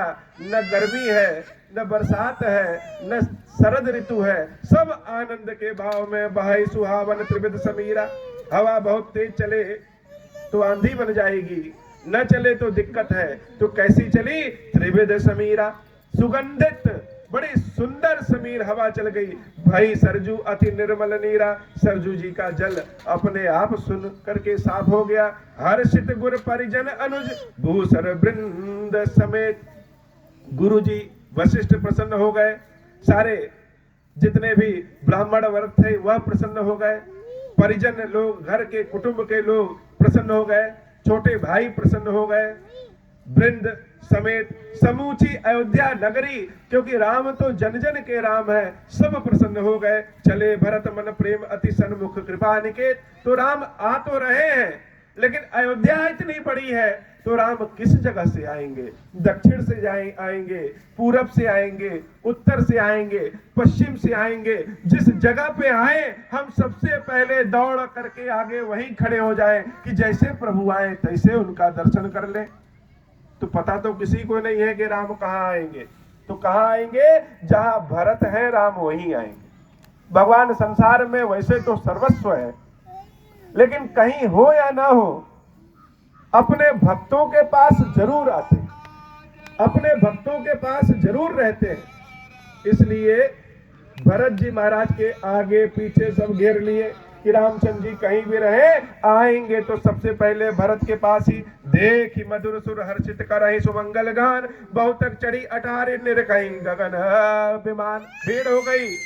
जिन स्त्रियों को, बच्चों को, बूढ़ों को लोग घर पे छोड़ दिए थे, वह सब अपने अपने छत पे चढ़ गए कि राम आएंगे। अचानक कैसे आएंगे? पैदल तो आएंगे नहीं, विमान से आएंगे। किसी ने कह दिया कि हवाई जहाज से आ रहे हैं, तो सब आसमान में देखने लगे कि राम तो कहीं से आएंगे। कोई सोच रहा है कि हम नीचे नहीं जा पा रहे हैं तो छत से ही राम के दर्शन कर ले। राह का शशि रघुपतिपुर सिंधु देखी हर्षान। श्री रघुनाथ जी पूर्णिमा के चंद्रमा के समान है और अवधपुरी की जनता वह समुद्र है जो चंद्रमा को देख करके अपने आप उमड़ने लगता है, बढ़ने लगता है। और यहाँ रामचंद्र जी पुष्पक विमान पे बैठे हुए अपने सेवकों से बता रहे हैं कि अवधपुरी हमारी कैसी है। कोई लोग कहते हैं कि हमको वैकुंठ बहुत प्रिय है, लेकिन शायद ही बहुत गूढ़ ज्ञानी व्यक्ति ये जानता है कि अवधपुरी के समान और हमको कोई भी दूसरी जगह उतनी प्रिय नहीं। तो बातचीत करते हुए आकाश मार्ग से रामचंद्र जी पुष्पक विमान से आ रहे हैं और देखा कि नीचे बहुत सारे लोग किसी और भरत जी के साथ उमड़ते आ रहे हैं। तो भगवान ने जब सारे लोगों को देखा तो उसी जगह पे पुष्पक विमान को अपने उतार दिया कि नीचे ही आओ। अभी नगर में प्रवेश नहीं किए, सारी जनता ही भरत जी महाराज के पीछे पीछे नगर के बाहर खड़ी है। उतरी कहूं पुष्प उतरी कहूं प्रभु पुष्प कही। विमान से उतरे प्रभु, सारे लोग स्थिर हो गए हैं और विमान से उतरने के बाद पुष्पक विमान को सादर वापस लौटा दिया भगवान ने। पुष्पक विमान आनंदित भी हुआ कि अपने स्वामी कुबेर के पास जा रहे हैं और दुखित भी हुआ कि प्रभु से दूर जा रहे हैं। सारे लोग खड़े हैं। जब अभी इतना कोलाहल था कि राम किधर से आएंगे, जब राम आ गए तो सब सन्नाटा हो गया। किसी के मुख से कोई बात नहीं निकल रही है, सबकी आंखें डबडबा गई हैं। बोले तो क्या बोले। हम जब अपने किसी प्रिय से मिलना रहता है तो मिलने के पहले सोचते हैं बहुत बात करेंगे, लेकिन जब सामने आ जाते हैं तो मुख से कोई बात ही नहीं निकलती। तो राम को देख करके किसी के मुख से कोई बात नहीं निकल रही है। सब स्टैचू की तरह खड़े हैं, केवल नयन दर्शन कर रहे हैं। इतने वर्षों के बाद आज तो राम को देख रहे हैं। आए भरत संग सब लोगा कृष्ण श्री रघुवीर वियोगा। भगवान जब विमान से उतरते हैं तो अपने सभी लोगों को देखते हैं। लोगों को देख करके उनके भी मन में बड़ा द्रव की स्थिति आ गई। स्वयं राम जी के राजीव लोचन जो है उनके आंखों से आंसू बहने लगा कि जो हमारी अयोध्या की जनता, अयोध्या के लोग इतने सुंदर सुंदर होते थे, आज सब कृष्ण श्री रघुवीर वियोगा। सब जैसे लग रहा है कि 14 वर्ष तक किसी ने भोजन ही नहीं किया। वियोग में दुखित है, शरीर एकदम से दुखित हो गया है। चेहरे को देख करके लग रहा है कि राम का वियोग क्या होता है। इतने दिनों तक छोड़ के चले गए थे, आज सिर्फ इस आशा में जीवित है कि हे राम तुमने कहा था कि हम आएंगे और आज तुम आ गए। भगवान सबके मन की बात को समझ ले रहे हैं बिना कहे। वामदेव वशिष्ठ मुनि नायक देखे प्रभु मही धरि धनुष आया। लेकिन लोग कैसे खड़े हैं? सबसे आगे गुरुदेव और दूसरे साधु संत खड़े हैं, उनके पीछे भरत जी महाराज खड़े हैं और उनके पीछे सारी जनता खड़ी है। तो प्रभु तो मर्यादा पुरुषोत्तम राम है, मर्यादा का सदैव ख्याल करते हैं। इसलिए जब उतरे पुष्पक विमान से तो सबसे पहले दौड़ करके दोनों भाई अपने गुरु के चरण को पकड़ लेते हैं। दाई धरे गुरु चरण सरोरुहु अनुज सहित अति पुलक तनोरुहु। भैया लक्ष्मण के साथ जब अपने गुरुदेव वशिष्ठ के चरणों को पकड़ते हैं तो छोड़ते ही नहीं है। वशिष्ठ जी महाराज के हाथ कांप रहे हैं। राम और लक्ष्मण के सर पे अपने हाथ को रखे हैं। जानते हैं, ज्ञानी है, ध्यानी है कि यह ईश्वर है, सब इनकी लीला है। लेकिन राम का वियोग ही ऐसा है कि सब लोग अपने अपने ज्ञान को भूल जाएं। भेंट कुशल बूझी मुनि राया, हमारे कुशल तुम्हारे ही दाया। मुनि से, गुरुदेव से मिलने के बाद बाकी मुनियों से मिलते हैं और सकल दुजन मिल नायौ माथा। सारे ब्राह्मणों से सिर झुका करके मिलते हैं। क्यों? क्योंकि उनको तो जल्दी है अपने भरत से मिलने की और अपनी जनमानस से मिलने की। गहे भरत पुनि प्रभु पद पंकज। जब भरत जी महाराज की ओर रामचंद्र जी आ रहे हैं तो भरत जी महाराज के चरण दौड़ करके भगवान श्री राम के चरणों को पकड़ लेते। बहुत तेज दौड़े और जैसे लगा कि कितने दिनों के बाद बिछड़े हैं और आज प्रभु मिले हो, आज के बाद फिर कहीं दोबारा ना चले जाना, इसलिए कस करके रामचंद्र जी के चरणों को पकड़ लेते हैं। परे भूमि नहीं उठत उठाए, स्वयं विचार करिए, अपने आंखों को बंद करके सोचिए कि वह क्षण कैसा होगा। कितना प्रेम भरत से राम करते हैं और भरत जी राम जी से करते हैं। 14 वर्ष के बाद जब राम मिले हैं, जिस धन के लिए, संपत्ति के लिए भाई भाई में झगड़ा हो जाता है, राम और भरत में झगड़ा इस बात का है कि कुर्सी तुम पकड़ो तो कुर्सी तुम पकड़ो। तो आज 14 वर्ष के बाद जब भरत जी रामचंद्र जी के चरणों को पकड़े, झुके, तो जैसे लगा कि हृदय के सारा दुख आंखों से आंसू बन करके निकल जाएंगे कि हे प्रभु, इस भरत के कारण ही आप इतना कष्ट सहे, आपके चरण इतने कोमल और आप जंगल जंगल बिना पद के चले, बिना चप्पलों के चले, इतने कठोर भूमि में, इतनी शीत में, इतने ग्रीष्म में आपने इतना कष्ट सहा, इस भरत के नाते ही कष्ट सहा। और भगवान प्रभु रामचंद्र जी भरत जी महाराज को बार बार उठाना चाहते हैं, कंधे को पकड़ करके उठा रहे हैं अपने हृदय से लगाने के लिए, लेकिन भरत जी महाराज चरण को छोड़ ही नहीं रहे हैं। बर करी कृपा सिंधु उरलाए, जबरदस्ती रामचंद्र जी उठाते हैं और अपने हृदय से लगा लेते हैं। बहुत कुछ बोलना चाहते हैं लेकिन बोल कोई कुछ नहीं पा रहा है। श्याम लगात रूम बैठाड़े, नवराजीव नयन जल बाड़े। रामचंद्र जी के जो कमल के पुष्प के समान आंखें हैं, वो आंखें बड़ी हो गई हैं। राजीव लोचन स्रवत जल तन ललित कुल का बलि बड़ी, अति प्रेम हृदय लगा हई अनुजहि मिले प्रभु त्रिभुवन धनी। प्रभु मिलत अनुजहि सो मोह बहि, जात नहीं उपमा कही जनु प्रेम अरु सिंगार तनु धरि मिले बर सुषमालहि। रामचंद्र जी की आंखें लाल हैं और उनके आंखों के किनारे का भाग और बड़ा हो जाता है, आंखें रोते रोते और लाल हो जाती है। भगवान शंकर कहते हैं कि हे देवी पार्वती, जैसे प्रेम और श्रृंगार दोनों आपस में मिल गए हो, वैसे ही रामचंद्र जी और भरत आपस में मिल गए हैं। अब कोई कुछ बोल तो रहा नहीं है कि कैसी हालत है, हृदय की बातों को कोई शब्द नहीं मिल पा रहे हैं कि बताएं। इसलिए भगवान क्या कर रहे हैं, बूझत कृपा निधि कुशल भरत ही बचन बेगिन आवई। अपने हृदय से लगाए रामचंद्र जी समझने की कोशिश कर रहे हो, अपनों के दुख को कभी कभी बिना सुने भी समझ में आ जाता है कि हृदय में दुख है कि नहीं है। मुख से भले ही कोई बोल निकले, लेकिन समझ में आ जाता है कि यह बोल गर्म है या ठंडा है। तो भरत जी महाराज के हृदय की बातें, क्योंकि भरत जी बोल नहीं सकते, गला बंध गया है, राम समझने की कोशिश कर रहे हैं। बूझत बिरहा, उस बिरहा को समझ रहे हैं, क्योंकि स्वयं भी इतने दिन दूर रहे। बूझत बिरहा बारिश कृपा निधान मोहि कर गहिलियो, और कस करके अपने हृदय से लगाते हैं। बोले प्रभु हर्ष क्रूहन बेटे हृदय लगाई, लक्ष्मण भरत मिले तब परम प्रेम दो भाई। लक्ष्मण जी महाराज और शत्रुघ्न जी मिलते हैं, भरत जी महाराज और लक्ष्मण जी महाराज मिलते हैं, सब एक दूसरे से बड़े प्रेम से मिलते हैं। अब भगवान अपने जो जन जन के राम हैं, उस प्रजा के समक्ष पहुंचते हैं। सारी प्रजा सोच रही है कि हम भी प्रभु से गले मिले, कोई कोई सोच रहा है कि हम भगवान के चरण को पकड़ लें। सबके अपने अपने विचार हैं।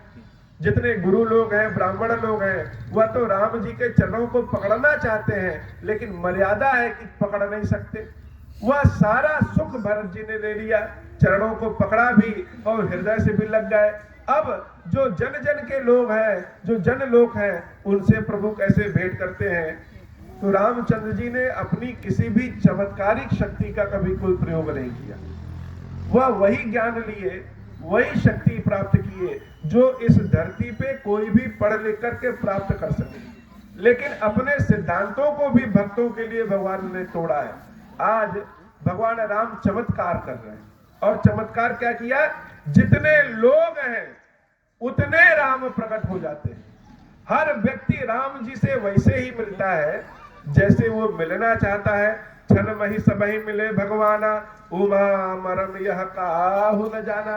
हे देवी पार्वती, यह मरम कोई जान नहीं पाया कि राम इतनी जल्दी कैसे मिल गए। सबसे मिल लेते हैं, यह विधि सबही सुखी करी रामा, आगे चले सील गुण धामा। इस प्रकार सबको सुखी करके रामचंद्र जी आगे बढ़ते हैं। अब आगे माताओं से भेंट होता है। माँ अपने पुत्र से, अपने संतान से सबसे ज्यादा प्रेम करती है। पिता तो एक बार हो सकता है कि जितने संतान हैं उन संतानों में सबसे ज्यादा बुरी संतान जो अच्छे पद पे है, हो सकता है उसको ज्यादा माने, लेकिन माँ के लिए उसकी सारी संतानें एक बराबर है। संसार में एक माँ ही ऐसी है जो हारने के बाद भी उतना प्रेम करती है। नहीं तो इस संसार में जो यश कीर्ति प्राप्त किया है, जो जीता है, हर जगह जीतता आया है, उसी को लोग प्रेम करते हैं, यश कीर्ति मिलती है। तो माता ने जब अपने पुत्र राम, लक्ष्मण और वधु जानकी को देखा तो वैसे दौड़ गई जैसे नए नए जिस गाय का बच्चा हुआ होता है और जबरदस्ती उस गाय को दूर जंगल में ले जाया जाता दिन भर चरने के लिए। तो जब गौएं शाम को आती हैं, अपने बछड़ों को देख करके दौड़ लगाती हैं, वैसे ही तीनों माताएं राम जी, लक्ष्मण जी और जानकी को देख करके दौड़ लगाती हैं कि जाकर के राम को पकड़ ले। जनु धेनु बालक बाछ तज गृह चरण, बन पर बस गई दिन अंतपुर, रुख स्त्रवत थन हुंकार कर धावत भई। अति प्रेम प्रभु सब मातु बेटी, बचन मृदु बहु विधि कहे, गई विषम विपत्ति वियोग, भवतिन हर्ष सुख अगणित लहे। जितना दुख था वह नए नए सुखों में बदलता गया हो। जीवन में जितना दुख मिलता है, समय आने पे उससे ज्यादा सुख मिलता है। कौशल्या अंबा की स्थिति को देख करके लग रहा है कि जैसे अंबा कभी इतनी दुखी थी ही नहीं, आज इतना सुख मिल गया है। कैकेयी अंबा के भी चेहरे प्रफुल्लित हो गए हैं, मुख से कोई आवाज नहीं निकल सकती, क्योंकि जितना भी कष्ट है वह तो मेरे कारण हुआ है, लेकिन फिर भी प्रेम तो प्रेम है। सुमित्रा भैया बार बार देख रही हैं, भैया लक्ष्मण और रामचंद्र जी को निहार रही हैं। माताओं के इस पुत्र मिलन की घटना को कौन सी उपमा दिया जाए, कैसे बताया जाए। भेटे उतले सुमित्रा, राम चरण रति जानी, राम ही मिलत कैकेयी, हृदय बहुत सकुचानी। रामचंद्र जी कैकेयी अंबा से मिलते हैं, लेकिन कैकेयी मैया बड़ी संकोच करती। आत्मग्लानि बहुत बड़ी ग्लानि होती। कभी कभी हंसता खेलता परिवार अपनी बुद्धि के नाते समाप्त हो जाता है, अपनी महत्वाकांक्षा के नाते समाप्त हो जाता है। वह अयोध्या जिसमें राजा महाराज दशरथ हुआ करते थे, एक दशरथ जिन्होंने अपनी 10 इंद्रियों पे विजय प्राप्त किया और राम को प्राप्त किया, और एक दशाशीष रावण जिसके पास 10 मुख थे, उसने अपनी इंद्रियों पे कंट्रोल नहीं किया, विषय पे कंट्रोल नहीं किया, और रामचंद्र जी को शत्रु के रूप में प्राप्त कर। दोनों के पास 10 है, एक दशरथ और एक दशाशीष। तो वह एक समय था जब महाराज दशरथ राजा थे और उनकी तीनों रानियां समूची अयोध्या के साथ बड़ी प्रसन्न थी। एक महत्वाकांक्षा बढ़ी, एक मंत्रा की बात हमने सुना, और सारा अयोध्या पूरे 14 वर्ष तक दुखी हो गया। और आज उस दुख की पूर्ति कैसे करें, क्योंकि महाराज दशरथ तो है नहीं। कैकेयी अम्बा बार बार सोचती हैं, संकोच करती हैं, लेकिन रामचंद्र जी तो सबको समझते हैं, क्षमाशील है। वह कैकेयी अम्बा से बार बार मिलते हैं। लक्ष्मण सब मातन मिले, हर्षे आशीष पाई, कैकेयी कह पुनि पुनि मिले, मन कर छू भुन जाए। लेकिन लक्ष्मण भैया का स्वभाव ऐसा नहीं, कहने वाला कुछ और कहता है, सुनने वाला किसी और भाव में सुनता है, और उसको आगे प्रचार किसी और भाव में करता है। एक बहुत बड़े कथावाचक जो श्री रामचरितमानस के बहुत मर्मज्ञ, बहुत ज्ञानी, वो अपना एक संस्मरण बता रहे थे कि हम जहां भी रामचंद्र जी की कथा कहते, राम कथा कहते, तो एक भक्त थे, उसको बैठ करके वो लिखने लगते। तो लिखा उन्होंने बहुत। एक दिन हमने उनको बुलाया, देखे आपने लिखा क्या है। तो उन्होंने लिखा था कि महाराज जी ने कथा सुनाया है कि राम जितने सरल और सीधे हैं, लक्ष्मण उतने ही कुटिल हैं। हम उनके लिखे हुए के देख करके सहम गए। भला लक्ष्मण जी के लिए कुटिल शब्द का प्रयोग हम कैसे कर सकते? तो हमने किस भाव से कथा कही और उन्होंने लिखा किस भाव से, और प्रचारित भी करेंगे कि महाराज जी ने लक्ष्मण जी के लिए कुटिल कहा। तो हमने कहा कि महाराज यह आपने क्या लिखा है, लक्ष्मण भैया इतने गुण वाले हैं, वह टेढ़े हो सकते हैं। हमने कहा कि लक्ष्मण जी बहुत टेढ़े हैं, या आपने कुटिल नाम कहां से दे दिया? तो वह लिखने वाले श्रद्धालु कह रहे हैं कि महाराज हमने व्याकरण को जोड़ दिया, अनेक शब्दों का एक शब्द, टेढ़े मेढ़े का एक शब्द कुटिल होता है, इसलिए हमने कुटिल लिख दिया। तो सुनने वाला किस भाव से सुने? जैसे सागर का जल जब मेघ बन के बरसता है तो मीठा होता है, लेकिन समुद्र का पानी कैसा होगा? कड़वा होगा। हम जाएंगे पिएंगे तो कड़वा होगा, लेकिन जब वही बादल बन करके बरसता है तो मीठा हो जाता है।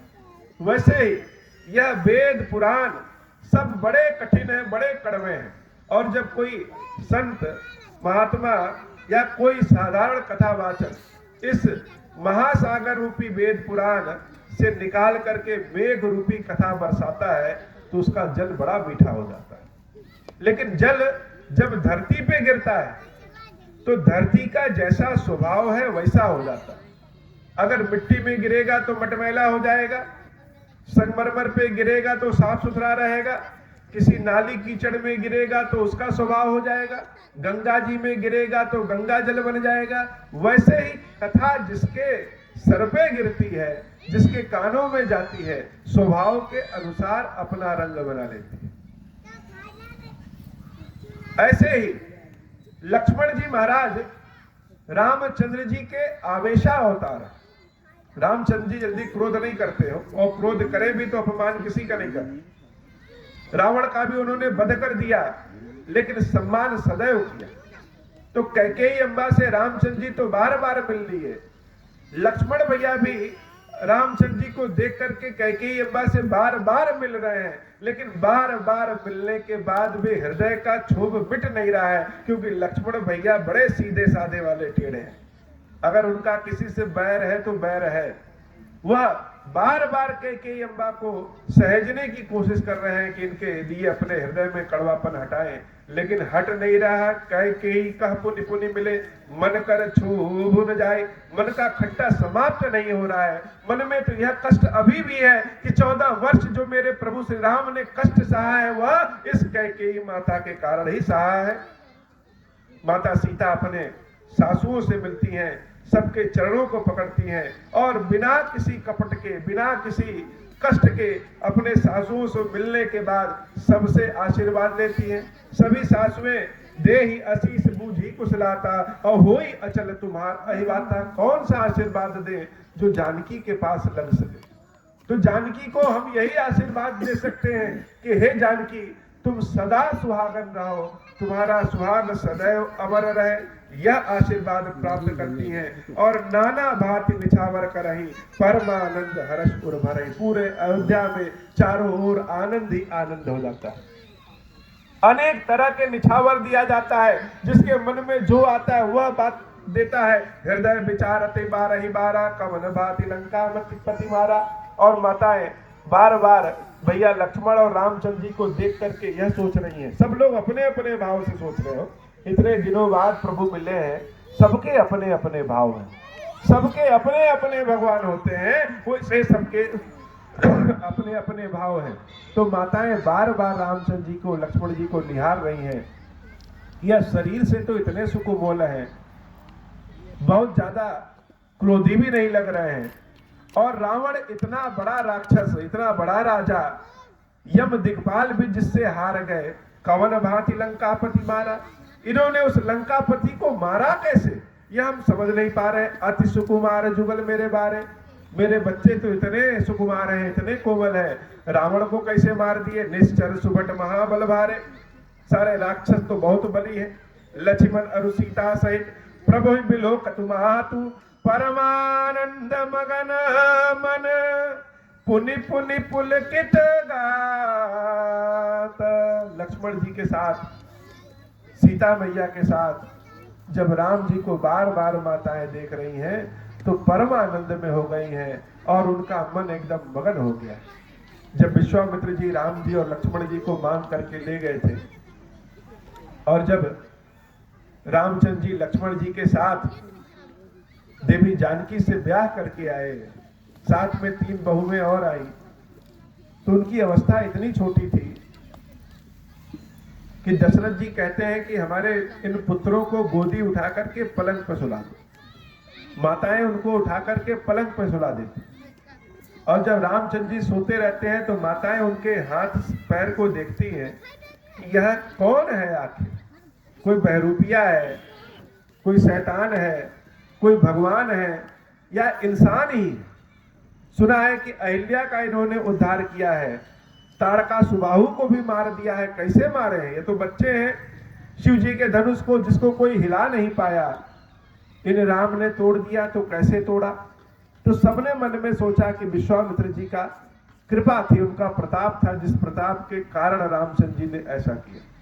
तो सब ब्रह्मा जी से हाथ जोड़ करके वंदना करती हैं कि हे ब्रह्मा जी, आपने हमारी आयु जितनी भी लिखी है उसमें जितने दिन राम हमारी आंखों से ओझल रहे हैं, हमारी आंखों के सामने न रहे, उतने दिन हमारे आयु में से काटिएगा मत। ये मत सोचिएगा कि चलो उसको काट दें, उसको जोड़ दीजिएगा। आज उसी राम को जब देख रही हैं कि उस समय ताड़का और सुबाहु को विश्वामित्र जी के प्रभाव से मारे थे, लेकिन आज रावण को, उससे बड़े राक्षस को किसके प्रभाव से मार दिए। लंकापति कपीस नल नीला, जामवंत अंगद शुभशीला, हनुमदादि सब बानर बीरा, धरे मनोहर मनुज शरीरा। सुबह होती है और सब लोग नहा धो के नए नए वस्त्र पहनते। विभीषण जी महाराज को, हनुमान जी को, नल नील को, सुग्रीव जी महाराज को, अंगद जी महाराज को, सब नए नए कपड़े पहनकर जब घूमने निकलते हैं तो सारी जनता उनको प्रणाम करती है कि यह वही रामचंद्र जी की सेना है जिसने राक्षसों का भी वध किया है। सारे लोगों को रामचंद्र जी बुलाते हैं और अपने पास बिठाते हैं और सबकी पहचान अपने बानरी सेना से करते हैं। सबसे पहले गुरुदेव से बताते हैं कि हे गुरुदेव, और लोग अपना समय हारते हैं, अपना धन देते हैं। जब जीवन में सबसे कठिन समय में हम थे, तब इन बानरों ने बिना सोचे विचारे मेरा साथ दिया और बहुतों ने अपना जन्म भी हार लिया। तो रावण का वध हमने नहीं किया। मम हित लागी जन्म इन हारे, भरतहु ते मोहि अधिक प्यारे। रावण का वध इन लोगों ने किया और भरत जी से भी ज्यादा प्रेम या हनुमान आदि से हम करते हैं। सब लोग जैसे प्रसन्न हो गए कि भगवान ने जो कहा है वह सुन करके हम सबका जीवन धन्य हो गया। कौशल्या अम्बा ने सबको अपने पुत्रों के समान आशीर्वाद दिया और नए नए कपड़े दिए। देवताओं ने पुष्प बरसाए। हर घर में सोने के कलश हो या मिट्टी का कलश हो या पीतल का कलश हो, जिसकी जिसकी जैसी अवस्था, सबने अपने अपने घर को सजाया, बंधनवार लगाया, फूल पौधों से सजाया और सब रामचंद्र जी के राज्याभिषेक की तैयारी करने लगे। वशिष्ठ जी महाराज ने भी कहा कि राज्याभिषेक करना चाहिए। सबने कहा कि हाँ तुरंत करना चाहिए, ज्यादा समय अब नहीं लगाना चाहिए। लेकिन सब सहमे हैं कि जब एक बार राम का राज्याभिषेक हो रहा था तो इतना दुख सहे, कोई बोल नहीं रहा है। वशिष्ठ जी महाराज की बात सब सुन रहे हैं कि हाँ राम का राज्याभिषेक तो होना चाहिए, लेकिन डरे सहमे सब है कि पता नहीं राम का राज्याभिषेक करेंगे तो दुख मिलेगा या सुख मिलेगा। इसलिए इस बार सबकी भावना को समझ करके जो राजाओं की जो कुर्सी है, उस कुर्सी को ही वशिष्ठ जी महाराज बदल देते और सोने का नया सिंहासन मंगाया जाता है। सोने का नया सिंहासन आता है और भगवान के राज्याभिषेक की तैयारी शुरू हो जाती है। जहां तहां नारी न छावर करही, देहि आशीष हरस उर भरही, करही आरती आरती हर के, रघुकुल कमल विपिन दिन करके। माताएं भगवान की बार बार आरती करती है। आरती क्यों करती है? ताकि इनके कष्ट का हरण कर ले। हे ब्रह्मा जी, अगर इन राम के जीवन में और कोई कष्ट है तो वह सारा कष्ट हम माताओं को दे दीजिए और इनके कष्ट का हरण कर लीजिए। तो कुछ लोग तो राम जी की आरती उनकी पूजा पाठ के लिए कर रहे हैं, लेकिन कौशल्या अम्बा राम जी की आरती उनके कष्ट के हरण करने के लिए कर रही हैं। और आनंद का भाव आगे बढ़ता, हो ही सुबन सगुन सुख विविध विधि बाजहि गगन निशान, पूर्ण नर नारी सनात करी भवन, चले भगवान मंगल भवन अमंगल हारी, उमा सहित जही जपत पुरारी। आरती करने कैकेयी अम्बा नहीं आ रही, कौशल्या जी तो आ गई, सुमित्रा जी तो आ गई, लेकिन कैकेयी अम्बा रामचंद्र जी की आरती करने नहीं आ रही, क्योंकि मन में संकोच है कि कैसे उनके सामने जाए। रामचंद्र जी स्वयं जाकर के कैकेयी अम्बा को बुलाते हैं और कहते हैं, हे कैकेयी अम्बा, अगर आप न होती तो शायद संसार हमको पहचानता नहीं। और 14 वर्ष जंगल में हमने हर पल हर क्षण आपके साथ बिताया। क्यों? क्योंकि रामचंद्र जी को भोजन कैसे करना चाहिए यह कैकेयी माता ने सिखाया था, धनुष कैसे चलाना चाहिए यह भी कैकेयी माता ने सिखाया था, बड़ों को प्रणाम कैसे करते हैं, छोटों को आशीर्वाद कैसे देते हैं, जैसे माताएं अपने बच्चों को सिखाती हैं। कैकेयी अम्बा तो के मन में उनका मोह आ गया, इसलिए वह दूसरी ओर भ्रमित हो गई। नहीं तो राम को सारे गुण, चलने का तरीका, बोलने का तरीका, खाने का तरीका, बड़ों से कैसे सम्मान से बात करते हैं, छोटों से कैसे प्रेम से बात करते हैं, रथ को कैसे चलाया जाता है, रथ को ठीक कैसे किया जाता है, विपत्ति में भी कैसे साथ निभाया जाता है, यह सब सीख अगर किसी से मिली थी तो कैकेयी अम्बा से मिली थी। हे माई, मेरे शरीर में जितने भी गुण दिखे हैं और युद्ध के समय में हमने जितने भी कौशल दिखाया है, उस सब में आपका बीज था, तरह तरह के सिखाया। और तब कैकेयी अम्बा रामचंद्र जी की आरती करने आती हैं। जब कैकेयी माता रामचंद्र जी की आरती करती हैं तो भरत जी भी बड़े प्रसन्न होते हैं और सारे लोग प्रसन्न होते हैं कि राम कितने क्षमाशील हैं, जिन्होंने कैकेयी को भी क्षमा कर दिया। कृपा सिंधु जब मंदिर गए, पुर नर नारी नारी सुखी भय, मंगल भवन अमंगल हारी, उमा सहित जही जपत पुरारी। सारे मुनियों ने कहा, अब मुनि पर विलंब नहीं कीजिए, महाराज कह तिलक करीजे। अब महाराज के पद पे इनका तुरंत तिलक किया जाए। मंगल भवन अमंगल हारी, उमा सहित जही जपत पुरारी। तो रामचंद्र जी की जो जटाएं जो बड़ी हो गई हैं, उन जटाओं को काटने का नंबर आया। तो जब लोग भगवान की जटाओं को सुलझाने आते हैं तो भगवान सबसे पहले भरत जी को बुलाते हैं, क्योंकि भरत जी की भी जटाएं तो वैसी हो गई हैं। भरत जी की जटाओं को अपने हाथ से रामचंद्र जी सुलझाते हैं, स्नान कराते हैं और अपने हाथ से भरत जी का श्रृंगार करते हैं। सब लोग देखते हैं तो बड़ा हर्षित होते हैं। तब भैया शत्रुघ्न को बुलाते हैं और शत्रुघ्न जी को भी तैयार करते हैं, लक्ष्मण जी को भी तैयार अपने हाथों से करते हैं। अब अपनी बारी आई है तो लक्ष्मण भैया उस समय को, जो कि जंगल में केवल वही देखे थे कि रामचंद्र जी के जो बाल थे बड़े सुंदर थे, बरगद के पेड़ के दूध को मंगा करके भगवान ने अपने बाल पे लगाया और उसका जटा बनाया। तो एक समय हुआ था जब सुंदर बालों को भगवान ने जटा बना दिया, और आज समय यह है कि फिर से भगवान के बाल सबसे सुंदर होने वाले हैं। अपने भाइयों को भी उन्होंने सुंदर बनाया। सब देख करके आनंदित हैं। सिंहासन आ गया, अब राज्याभिषेक शुरू हुआ और प्रथम तिलक कौन लगाए? प्रथम तिलक तो गुरुदेव लगाते हैं। प्रथम तिलक वशिष्ठ मुनि कीना, पुनि सब विप्रन आय सुदीना, सुत बिलो की हर्षि महतारी, बार बार आरती उतारी, विप्रन दान विविध विधि दीन्हे, जाचक सकल अजाचक कीन्हे, सिंहासन पर त्रिभुवन साई, देखी सुरन दुंदुभी बजाई। रामचंद्र जी और जानकी मैया जब सिंहासन पे बैठते हैं तो उनको देख करके, उनकी शोभा को देख करके देवता लोग भी दुंदुभी बजाने लगते हैं, माताएं भी हर्षित हो जाती हैं। सब लोग अपनी अपनी ओर से आरती करते हैं। नभ दुंदुभी बाजहि विपुल गंधर्व, किन्नर गावहि नाचहि अप्सरा वृंद, परम नंद सुर मुनि पावहि। चारों ओर आनंद ही आनंद है।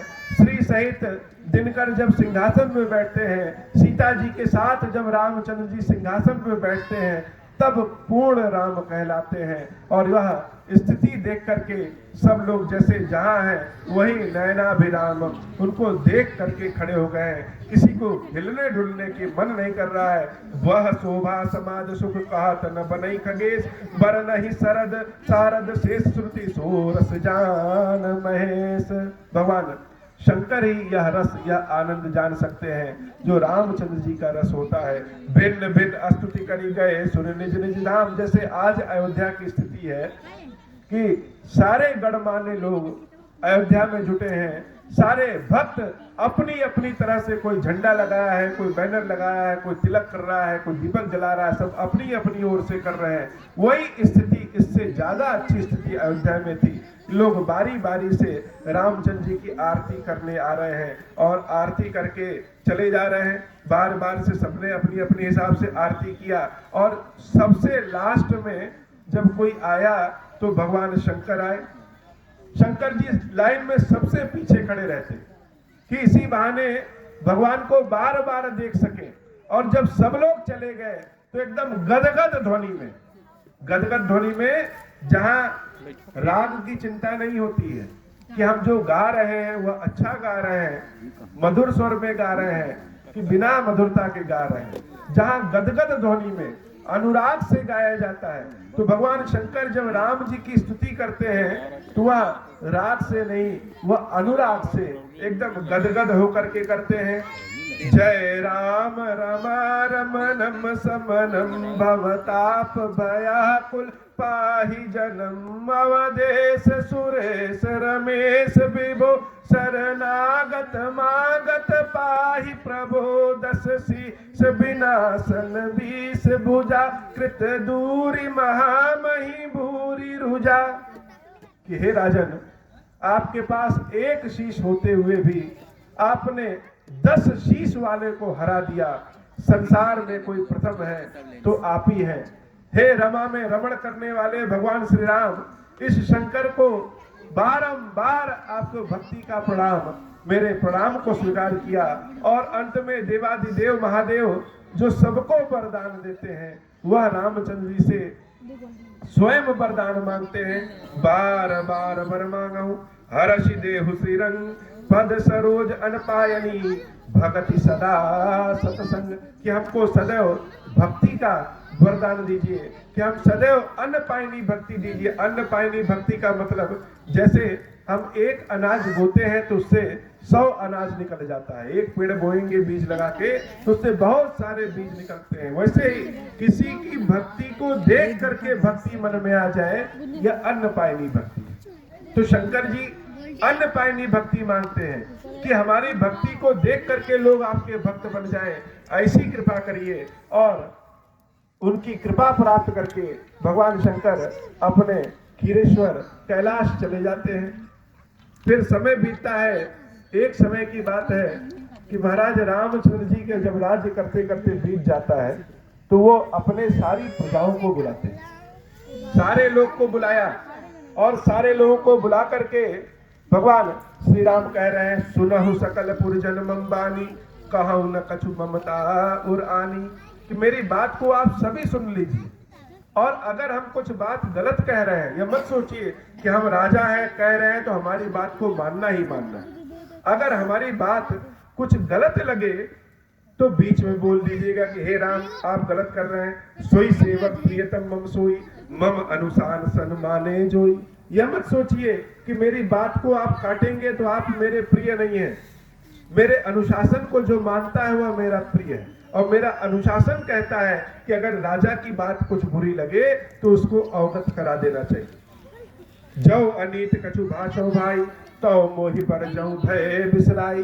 कुछ भी गलत अगर आपको लगे तो तुरंत बता दीजिएगा। तो बात क्या है? बात यह है, जैसे हम बच्चों से कहते हैं कि मन लगा के पढ़ो। हर आदमी कहता है कि बहुत मेहनत करनी चाहिए, बहुत मन लगा के पढ़ना चाहिए, लेकिन कोई यह नहीं बताता है कि मन लगाएं तो कैसे लगे। मन ही तो नहीं लगता है। यह कहना तो बड़ा आसान है कि मन लगा के पढ़ो, मन लगा के पढ़ो, मन लगा के पढ़ो। शायद ही कोई बताने वाला मिले कि मन कैसे लगाएं। ऐसे ही यह कहना बड़ा आसान है कि भक्ति करना चाहिए, भगवान की भक्ति को हृदय में धारण करना चाहिए, लेकिन यह मन ही तो नहीं लगता है। मन को लगाने के लिए सारे स्कूल विद्यालय बने, वेद पुराण शास्त्र बने, पुस्तकें बनी, हर संप्रदाय बना, उसके बाद भी मन है कि बाहर भाग जाता है, मन लगता नहीं है। तो मन लगे तो कैसे लगे? यही तन कर फल विषय न भाई, स्वर्ग स्वल्प अंत दुखदाई। सारे लोग मेरी बात सुनो कि यह शरीर जो मिला है, इस शरीर का उद्देश्य यह नहीं है कि भोग विलास सिर्फ करें, क्योंकि हम जो भी प्राप्त करेंगे उसका अंत होना ही होना है। अगर हम स्वर्ग भी प्राप्त करेंगे तो स्वर्ग का भी एक अंत होना है। तो फिर आखिर कैसे करें, क्या करें, किस विधि से हम अपने मन को लगाएं भक्ति में, सुमरण कैसे करें, किस प्रकार से करें? तो साधन कोई कुछ नहीं बताता है। साधन धाम मोक्ष कर द्वारा, पाई न जेहि परलोक सवारा। बड़े भाग मानुष तन पावा, सुर दुर्लभ सब ग्रंथनी गावा। ताहि कबहु बल कहै न कोई, गुंजा ग्रहै परस मनि खोई। यह शरीर क्या है? यह शरीर साधन है। जैसे हम सोना चांदी दे करके गुंजा किसी से नहीं लेते हैं, वैसे यह समय हमारे लिए सोना चांदी है और हम इसको मिटाना नहीं चाहते। इसी के माध्यम से, इसी साधन के माध्यम से हम सारा काम करना चाहें। साधन जिसके पास जितना अच्छा होता है, काम वह उतना ही अच्छा कर पाता है। जाओ पर लोग यहाँ सुख चाहूं, सुनी मम बचन हृदय दृढ़ गाऊं। सुलभ सुखद मार्ग यह भाई, भक्ति मोरी पुराण श्रुति गाई। अगर परलोक में और इस लोक में सुख चाहते हैं तो सब लोग यही कहते हैं कि मेरी भक्ति में मन लगाओ, लेकिन मेरी भक्ति में मन लगे कैसे? करत कष्ट बहु पावै को, भक्तिहीन मोहि प्रिय नहीं सो। भक्ति स्वतंत्र सकल सुख खानी, बिनु सत्संग न पावहि प्राणी। प्रभु ने अपने मुख से बताया है कि भक्ति में मन कैसे लगाए। इसको राम गीता कहते हैं। जैसे भगवान कृष्ण ने गीता सुनाया था, वैसे ही ये श्री राम गीता है। श्री रामचरितमानस का इतना चौपाई और श्लोक स्वयं गीता के समान है, आधारभूत है कि मन लगाएं कैसे लगाएं। तो भगवान ने बताया है कि भक्ति जो है वह स्वतंत्र है, वह किसी के अधीन नहीं होती है। लेकिन भक्ति मिले कैसे? तो भक्ति मिलेगी सत्संग से। तो सबसे पहला काम क्या करना है? बिनु सत्संग न पावहि प्राणी। सत्संग करना है। सत्संग का मतलब अपने से श्रेष्ठ लोगों का साथ करना है। जो हम जानना चाहते हैं उस तरह के लोगों के साथ उठेंगे, बैठेंगे, प्रभु के नाम का कीर्तन करेंगे, तो धीरे धीरे सत्संग होगा। और सत्संग से क्या होगा? सत्संग से विवेक प्राप्त होगा, और विवेक ही वह बुद्धि का ड्राइवर है जो हमको भक्ति की ओर ले जाएगा। तो सत्संग कैसे मिलेगा? सत्संग बिना पुण्य के नहीं मिलता। और पुण्य कैसे मिले? पुण्य एक जग महु नहीं दूजा, मन क्रम वचन विप्र पद पूजा। जो ज्ञानी है, जो अच्छे कर्म कर रहे हैं, मन से, वचन से, कर्म से भगवान के भक्तों की सेवा, ज्ञानियों की सेवा मन से, वचन से, कर्म से करने से पुण्य प्राप्त होगा, और पुण्य प्राप्त करने से सत्संग मिलेगा, सत्संग से भक्ति मिलेगी। सानुकूल तहि पर मुनि देवा, जो तजी कपटु करई निज सेवा। तो भगवान ने बताया है पुण्य प्राप्त करने का तरीका। वैसे तो बहुत सारे काम करें तो पुण्य मिलेगा, लेकिन सबसे आसान तरीके से पुण्य प्राप्त करने का उपाय यह है कि जो श्रेष्ठ हैं उनको प्रणाम करें, उससे सत्संग मिलेगा और सत्संग से भक्ति मिलेगी। अगर यह रास्ता भी कठिन है तो स्वयं रामचंद्र जी ने एक रास्ता और बताया है, और एक गुप्त मत सब ही कहूं कर जोरी, शंकर भजन बिना नर भगत न पावई मोर। एक और गुप्त मार्ग है, अगर कोई कुछ न कर पाए तो शंकर जी का भजन करे, भगवान शंकर को जल चढ़ाए, भगवान शंकर को जल चढ़ाने से मेरी भक्ति मिल जाएगी। शंकर जी मन के देवता है, मन कामेश्वर है। सारे शास्त्र वेद पुराण पढ़ करके ज्ञान से भी उनकी सेवा पूजा नहीं कर सकते, और महादेव श्रद्धा स्वरूप में एक लोटा जल चढ़ाने से भी प्रसन्न हो जाते हैं। उनके लिए दिन दिन नहीं, रात रात नहीं, जिस भी विधि से, जिस भी प्रकार से भगवान शंकर की सेवा पूजा करेंगे उस प्रकार से भगवान शंकर की कृपा प्राप्त होगी, और भगवान शंकर की कृपा प्राप्त करने से मेरी भक्ति अपने आप मिल जाएगा। तो भगवान ने अपने मुख से भक्ति के उपाय बताए कि भगवान शंकर की सेवा करने से ही राम जी की भक्ति मिलती। बहुत लोग पूछते हैं कि शिव जी की सेवा पूजा करने से मिलता क्या? तो जिसके ऊपर शिव जी कृपा करते हैं उसको धन संपत्ति या जो मन की इच्छा होती है वह पूरा कर देते हैं, और जिसके ऊपर शिव जी अथाह कृपा करते हैं, अविरल कृपा करते हैं, उसको राम जी की भक्ति प्राप्त हो जाती है। यह खीरेश्वर महादेव का जो स्थान है, जिस स्थान पे आज हम सभी लोग बैठे हैं, यह स्थान बड़ा धन्य स्थान है, और यह वह स्थान है, भगवान का वह स्वरूप है जो रामचंद्र जी के प्रगटीकरण के लिए 3 दिन हमारी कथा है। इन 3 दिन में कल हम लोग यह भी जानेंगे, कल और परसों 3 दिन में, कि खीरेश्वर महादेव का स्वरूप क्या है, खीरेश्वर महादेव है कौन, खीरेश्वर महादेव कृपा कैसे करेंगे, और खीरेश्वर महादेव जी ने किस पे कृपा किया और कैसी कैसी महिमा की। भगवान रामचंद्र जी और खीरेश्वर महादेव जी में क्या संबंध है, श्री हनुमान जी महाराज की कृपा कैसे प्राप्त होती है, खीरेश्वर हनुमान कौन है, यह कल की कथा में जानेंगे। तो रामचंद्र जी के शासन करते करते समय बीता, और समय बीतते बीतते एक बार की बात है कि एक भगवान शंकर का बहुत बड़ा सेवक था। वह दिन रात शिव जी की सेवा किया करता था, दिन रात, जब मिले तब भगवान शंकर की सेवा करे। तो यह बात तो बड़ी अच्छी थी, लेकिन उनके अंदर एक मन में यह विद्रोह था कि शंकर जी के अलावा कोई दूसरा अगर नाम ले ले तो उनको क्रोध आ जाता था। अयोध्या में जन्म हुआ उनका, दिन रात शिव जी की सेवा पूजा किए, तो अयोध्या में एक बार बहुत अकाल पड़ा।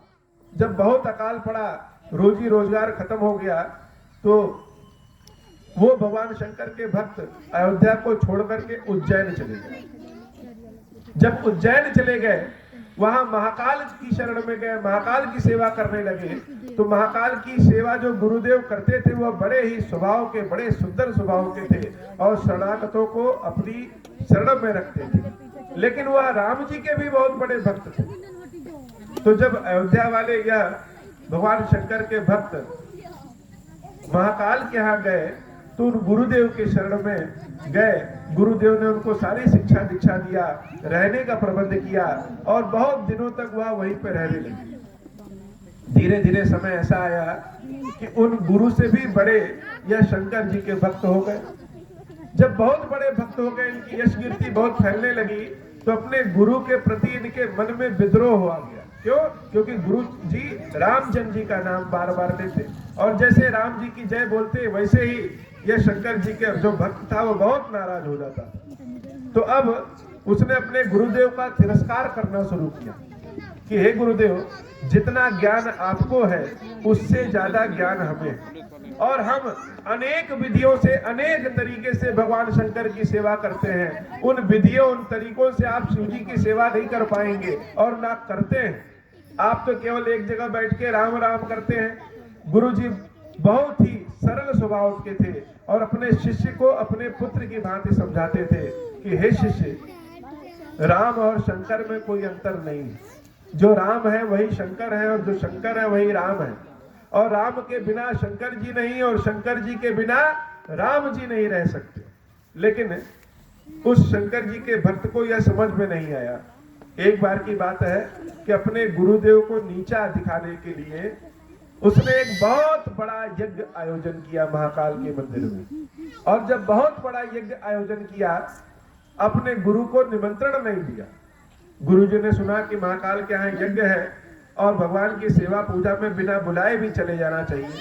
सरल स्वभाव, सरल हृदय के व्यक्ति वह महाकाल के मंदिर में आते हैं, और जब मंदिर में आते हैं तो उनको देख करके वह भक्त प्रणाम नहीं करता है और अपने आंख को टेढ़ा करके दूसरी ओर मुख कर लेता है। भगवान शंकर का अभिषेक करता रहता है।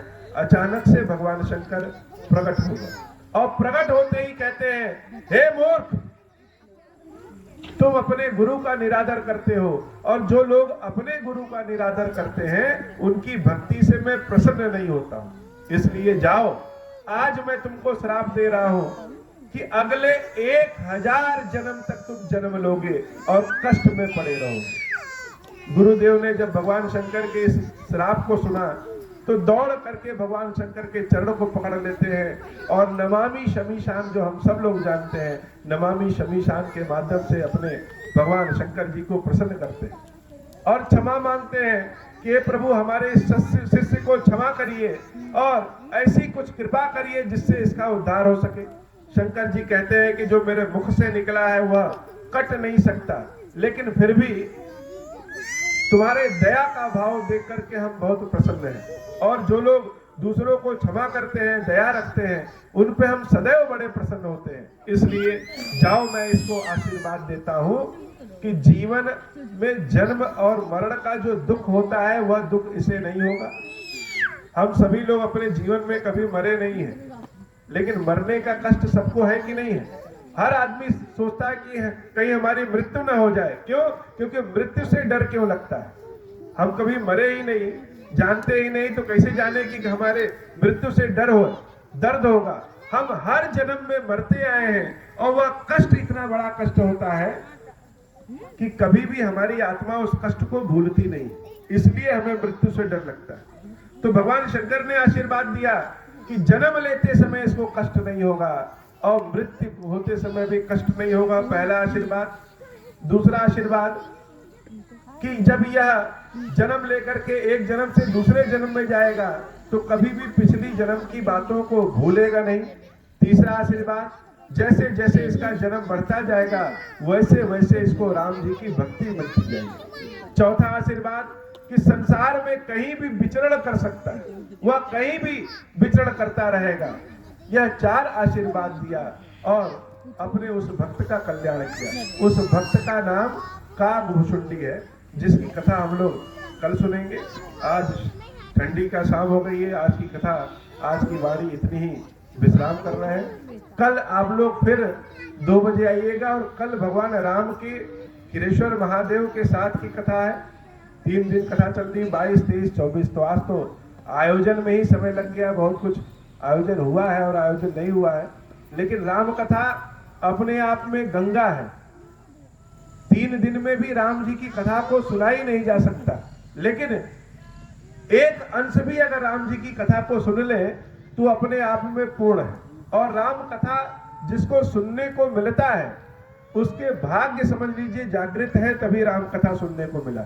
नहीं, इस कलयुग में सबके पास मोबाइल है, सबके पास 5-5 मिनट में फोन आता है, कहीं से कॉल आ जाए, अचानक जाना पड़े, किसी को नौकरी, किसी को व्यापार, किसी को कृषि, किसी को कुछ काम करना है, तो राम कथा सबको नसीब नहीं होती। जैसे दैत्य और देवता दोनों मिलकर के समुद्र मंथन किए थे, लेकिन अमृत सबको नसीब नहीं हुआ, उसी तरह से राम जी की कथा सुनने का सबको नसीब नहीं।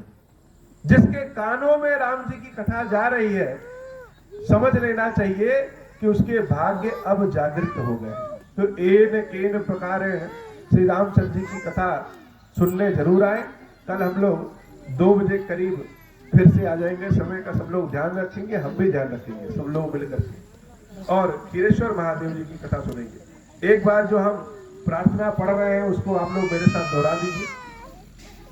सारे लोग बोलेंगे, हे भगवान शंकर, आप ऋण, पातक, दुर्भाग्य और दरिद्रता आदि की निवृत्ति के लिए तथा संपूर्ण पापों का नाश करने के लिए मुझ पर प्रसन्न होइए। मैं दुख और शोक की आग में जल रहा हूं, संसार भय से पीड़ित हूं, अनेक प्रकार के रोगों से व्याकुल और दीन हूं। खीरेश्वर मेरी रक्षा कीजिए।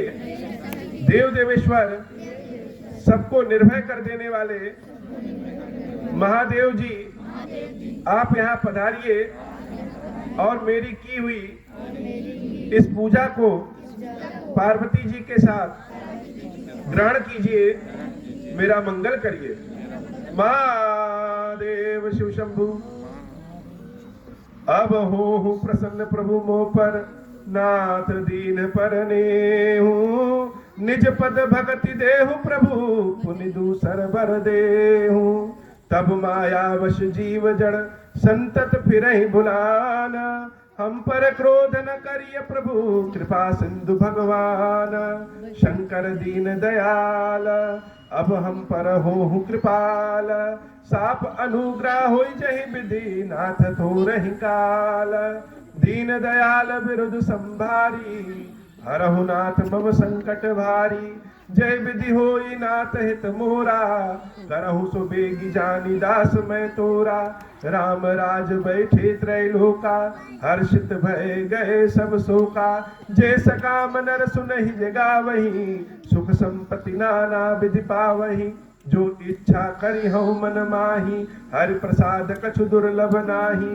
मंगल भवन अमंगल हारी, उमा सहित जहि जपत पुरारी। बोले श्री खीरेश्वर महादेव जी की जय हो। आरती नारद बाल्मीक विज्ञान विशारद, सुख सनकादि शेष अरु सारद। बरन पवन सुत कीरतिनी की, आरती श्री रामायण जी की। गावत वेद पुराण अष्टदश, छौ शास्त्र सब ग्रंथन को रस। मुनि जन धन संतन को सरबस, सार अंश समंत सब ही की। आरती श्री रामायण जी की। गावत संतत शंभु भवानी, अरुघट संभव मुनि विज्ञानी। व्यास आदि कवि बर्ज बखानी, कागभूषुंडी गरुड़ के ही की। आरती श्री रामायण जी की। कलिमल हरन विषय रस फीकी, सुभग सिंगार मुक्ति जुभती की। दलन रोग भव पूरी अमी की, तात मात सब विधि तुलसी की। आरती श्री रामायण जी की। कीरति कलित ललित सिय की।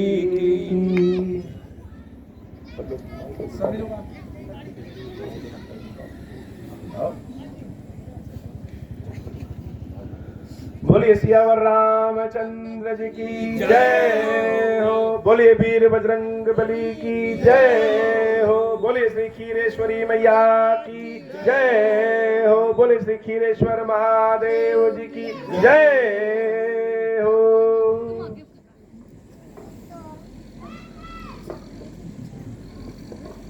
कल 2 बजे सब लोग आ जाएंगे। हाँ तो क्या पहला दिन था, पहले दिन का तो है ये जल्दी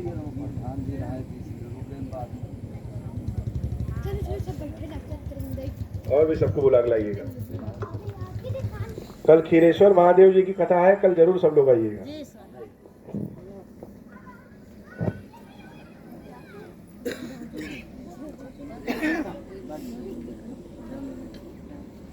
पहले दिन खत्म है सर। ठीक है, कल भी आइएगा। कल आइए।